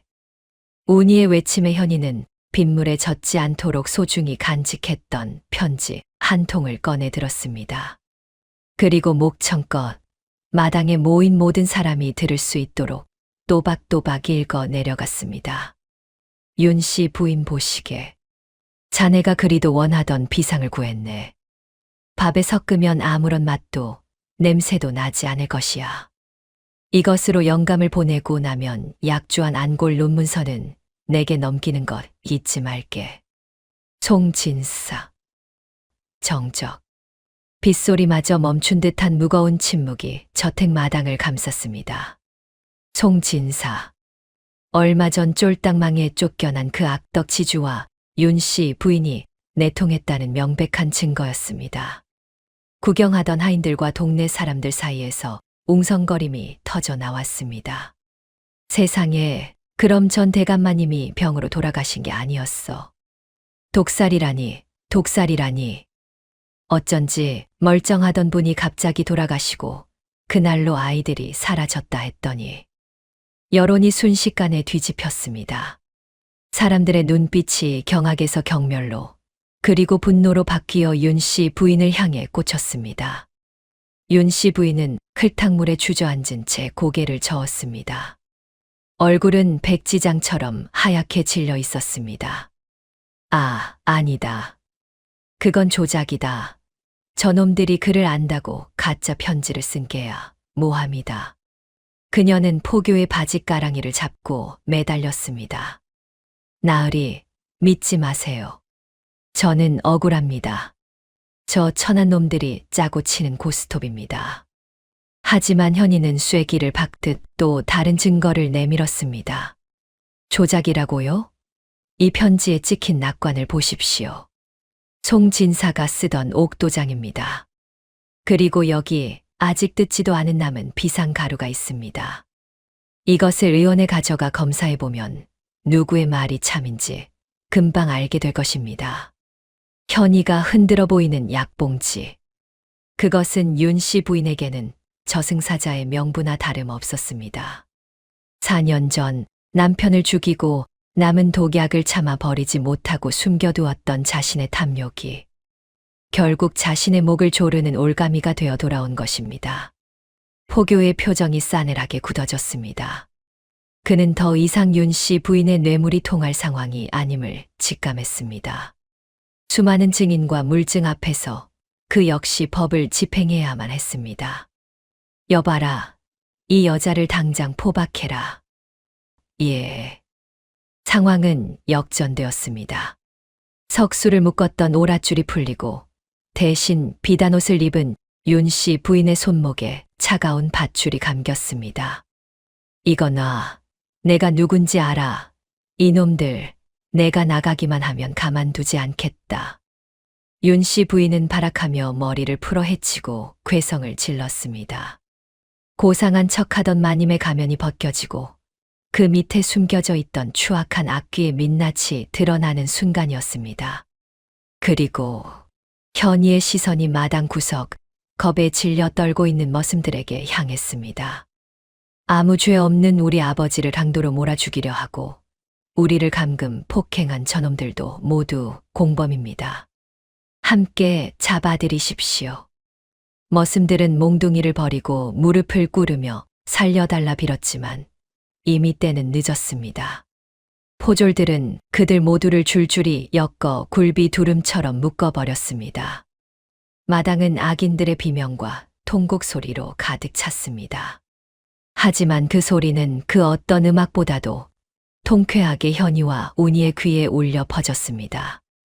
모든 상황이 정리되자 현이는 바닥에 쓰러져 있는 석수에게 달려갔습니다.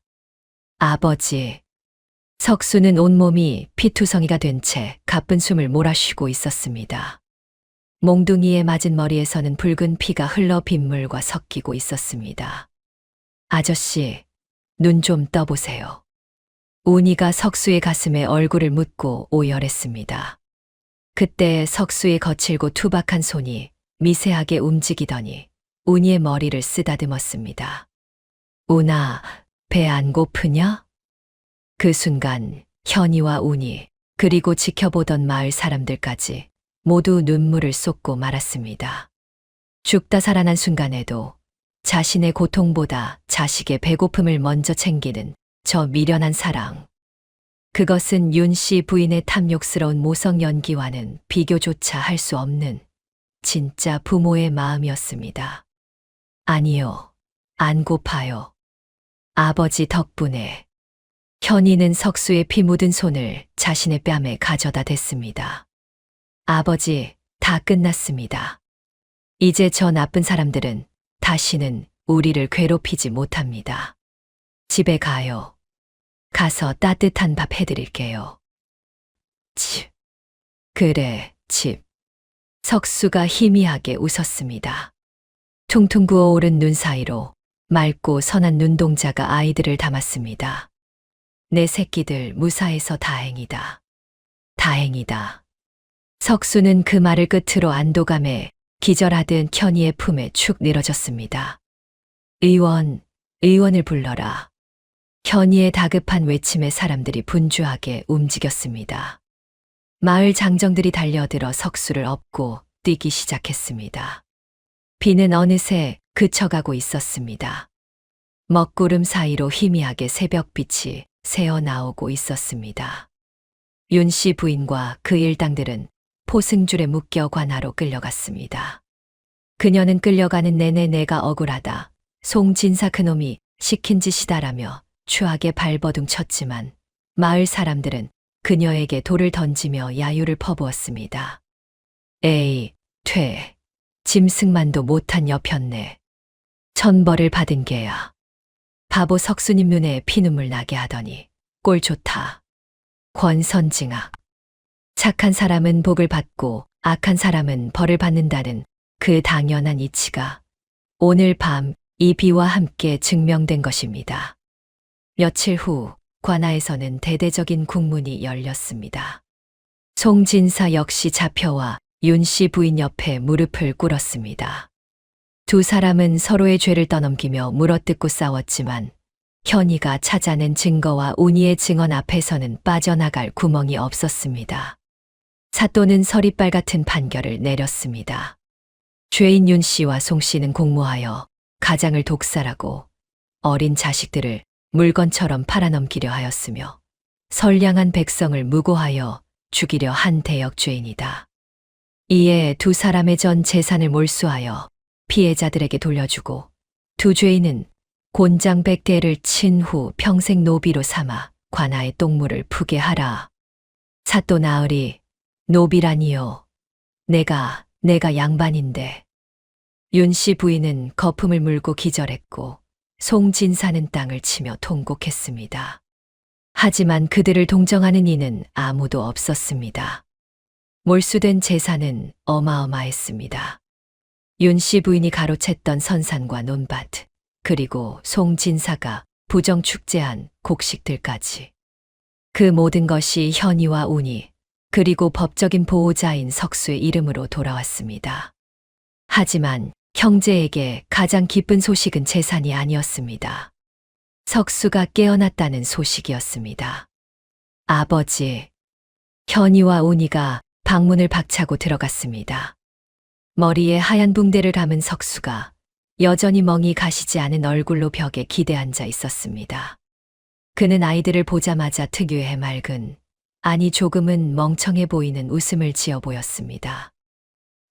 왔냐? 밥은? 그 한마디에 현이와 운이는 와락 석수의 품에 안겼습니다.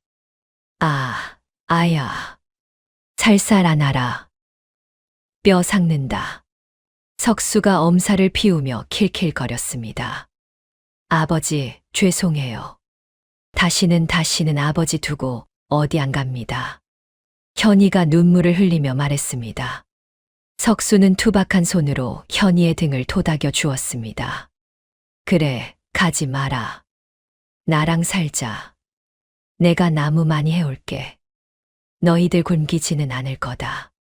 나무 안 해도 됩니다. 이제 우리 부자예요, 아버지. 운이가 코를 훌쩍이며 소리쳤습니다. 부자, 에이, 거짓말. 나 또 잃어버려서 나무도 못하는데. 진짜라니까요. 저 나쁜 아줌마 집도 논도 다 우리 거 됐어요. 석수는 눈을 동그랗게 떴습니다. 그 으리으리한 집이 거기 마당 엄청 넓던데. 거기서 강아지 키우면 좋겠네. 석수의 소박한 꿈에 형제는 마주보며 웃음을 터뜨렸습니다. 천하의 거상들이 될 아이들과 그들을 키운 바보 아버지. 세 사람의 웃음소리가 담장을 넘어 맑게 갠 하늘 높이 퍼져나갔습니다. 지난밤의 폭우는 세상의 모든 더러움을 씻어내기 위함이었나 봅니다. 이제 석수의 집 마당에는 따사로운 햇살만이 가득 내려앉고 있었습니다. 하지만 이것이 끝은 아니었습니다. 진짜 해피엔딩은 이들이 이 재물과 능력을 가지고 세상에 어떤 따뜻한 기적을 만들어내는지 그 마지막 모습에 달려 있었습니다. 계절은 돌고 돌아 다시 찬바람이 부는 겨울이 찾아왔습니다. 하지만 석수의 집, 아니 이제는 고을에서 제일 가는 대궐 같은 기와집에는 더 이상 한기가 들지 않았습니다. 따뜻한 온돌방 아랫목에는 두툼한 비단요가 깔려 있었고 곳간에는 쌀가마니가 천장까지 닿을 듯 쌓여 있었습니다. 마을의 풍경 또한 사뭇 달라져 있었습니다. 예전 같으면 보릿고개에 굶어 죽는 이가 속출하고 소장료를 못 내 야반도주하는 이들이 줄을 이었겠지만 지금은 모두의 얼굴에 기름기가 흐르고 웃음꽃이 피어 있었습니다.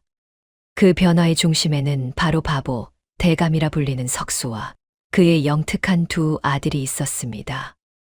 아이고, 대감마님, 또 쌀을 이리 퍼주시면 어찌합니까요? 곳간이 텅텅 비겠습니다. 집사가 짐짓 걱정스러운 척 장부를 내밀었지만 비단옷을 입고도 굳이 마당비지를 하고 있던 석수는 허허 웃으며 손사래를 쳤습니다. 괜찮다, 괜찮아. 우리 현이가 돈은 또 벌어온다 했다. 사람은 밥심으로 사는 거다. 배고픈 사람 없게 다 퍼줘라. 석수는 여전히 셈을 할 줄 몰랐습니다. 그저 자신이 배고파 봤기에 남이 배고픈 꼴을 못 보는 그 천성대로 베풀 뿐이었습니다. 보통의 부자라면 금방 망해먹을 살림살이였지만 기이하게도 석수의 고가는 퍼내면 퍼낼수록 다시 차올랐습니다. 바로 천재적인 상제를 가진 현이와 운이 덕분이었습니다. 장터 한복판, 석수상단이라는 깃발이 펄럭이는 거대한 객주 안. 현이는 장부를 넘기며 상인들에게 지시를 내리고 있었습니다. 올겨울은 함경도 쪽에 눈이 많이 온다 합니다. 그쪽으로 무명소못과 땔감을 미리 보내세요. 값을 올리지 말고 평년과 똑같이 받되 덤으로 콩 한 되씩을 얹어 주십시오. 아니, 행수님. 물건이 귀할 때 값을 올려야 남는 장사 아닙니까? 덤까지 주다니요. 상인이 고개를 갸웃거리자 옆에서 붓을 놀리던 운이가 끼어들었습니다. 당장 눈앞의 이문보다 중요한 건 사람의 마음을 얻는 겁니다. 우리 아버지가 그러셨죠. 배고플 때 건넨 주먹밥 한 덩이가 배부를 때 먹는 고기 반찬보다 귀하다고. 그들이 고마움을 느끼면 봄의 약초와 산삼을 캐서 가장 먼저 우리 상단으로 가져올 겁니다. 그게 진짜 장사죠. 형제의 장사 철학은 명확했습니다. 바보 아버지의 마음으로 장사한다. 그것은 계산적인 상수를 뛰어넘어 사람을 감동하게 하는 힘이 있었고, 석수상단은 조선 팔도에서 가장 신뢰받는 거상이 되어가고 있었습니다. 반면 탐욕의 끝을 보여주었던 악인들의 말로는 비참하기 그지없었습니다. 관아 뒷마당, 똥장군을 지고 비틀거리는 두 남녀가 있었습니다. 머리는 산발하고 얼굴에는 검댕이, 치해진 채 악취 나는 걸음을 밭에 뿌리고 있는 노비들. 바로 윤씨 부인과 송진사였습니다. 이봐, 거기 똥물 튀잖아. 조심 안 해? 송진사가 툴툴거리자 윤씨 부인이 앙칼지게 쏘아붙였습니다. 어머, 누구더러 조심하래. 자네가 비틀거리니까 쏟아진 거 아니야. 아우, 내 팔자야. 내가 어쩌다 이런 꼴이 되어서. 윤씨 부인은 거친 손을 내려다보며 통곡했습니다. 옷비녀를 꽂고 비단 치마를 끌던 그 고운 손은 온데간데 없고 동상 걸리고 터진 흉한 손만이 남았습니다. 지나가던 아이들이 그들을 향해 코를 막고 돌멩이를 던졌습니다. 와, 똥 냄새 난다. 똥부인, 똥진사. 저리 가. 이 녀석들이. 송진사가 지게 작대기를 휘둘렀지만 발을 헛디뎌 그만 똥통 위로 넘어지고 말았습니다. 철퍼덕. 으악, 내 입. 오물을 뒤집어 쓴 송진사와 그 꼴을 보며 비웃다 같이 미끄러진 윤씨 부인. 두 사람은 진흙탕 속에서 서로 머리채를 잡고 뒹굴었습니다. 내년 때문이야. 내가 꼬드기지만 않았어도. 무슨 소리, 독약을 구해준 건 내 놈이잖아. 그들의 추한 싸움은 구경거리가 되었고 마을 사람들은 혀를 차며 지나갔습니다. 권력을 쥐고 흔들던 자들이 가장 낮은 곳으로 추락하여 평생 서로를 원망하며 똥물 속을 구르게 된 것입니다. 그것은 죽음보다 더 고통스러운 살아있는 지옥이었습니다. 어느 날 오후 석수의 집으로 관아의 이방이 찾아왔습니다. 그는 아주 조심스러운 태도로 현이와 운이를 사랑채로 불렀습니다. 자네들의 효심과 능력이 한양 조정에까지 알려져 사또께서 특별히 포상을 내리시기로 했네. 이방은 비단에 쌓인 문서 한 통을 내밀었습니다. 이것이 무엇입니까? 자네들의 원래 신분을 회복시켜 주는 문서일세. 죄인 윤 씨가 조작했던 호적을 바로잡아 다시 양반 가문의 적장자로 인정해 주겠다는 것이지. 이제 그 천한, 아니 석수 그자와의 부자 관계를 정리하고 떳떳한 양반으로 살 수 있는 기회야. 문 밖에서 차를 내어오던 석수가 그 말을 듣고 멈칫했습니다. 쟁반을 든 손이 파르르 떨렸습니다. 양반. 그래, 우리 현이랑 운이는 원래 귀한 양반이었지. 석수는 자신의 닳고 다른 집신과 거친 손등을 내려다보았습니다. 아무리 비단 옷을 입어도 가려지지 않는 천한 태생. 천재 소리를 듣는 아들들의 앞길에 자신 같은 바보 아비는 걸림돌만 될 것이 분명해 보였습니다. 석수는 쟁반을 마루에 내려놓고 조용히 뒷걸음질 쳤습니다. 가슴 한 구석이 뻥 뚫린 듯 시려왔지만 이것이 아이들을 위한 길이라 생각했습니다. 방 안에서는 잠시 침묵이 흘렀습니다.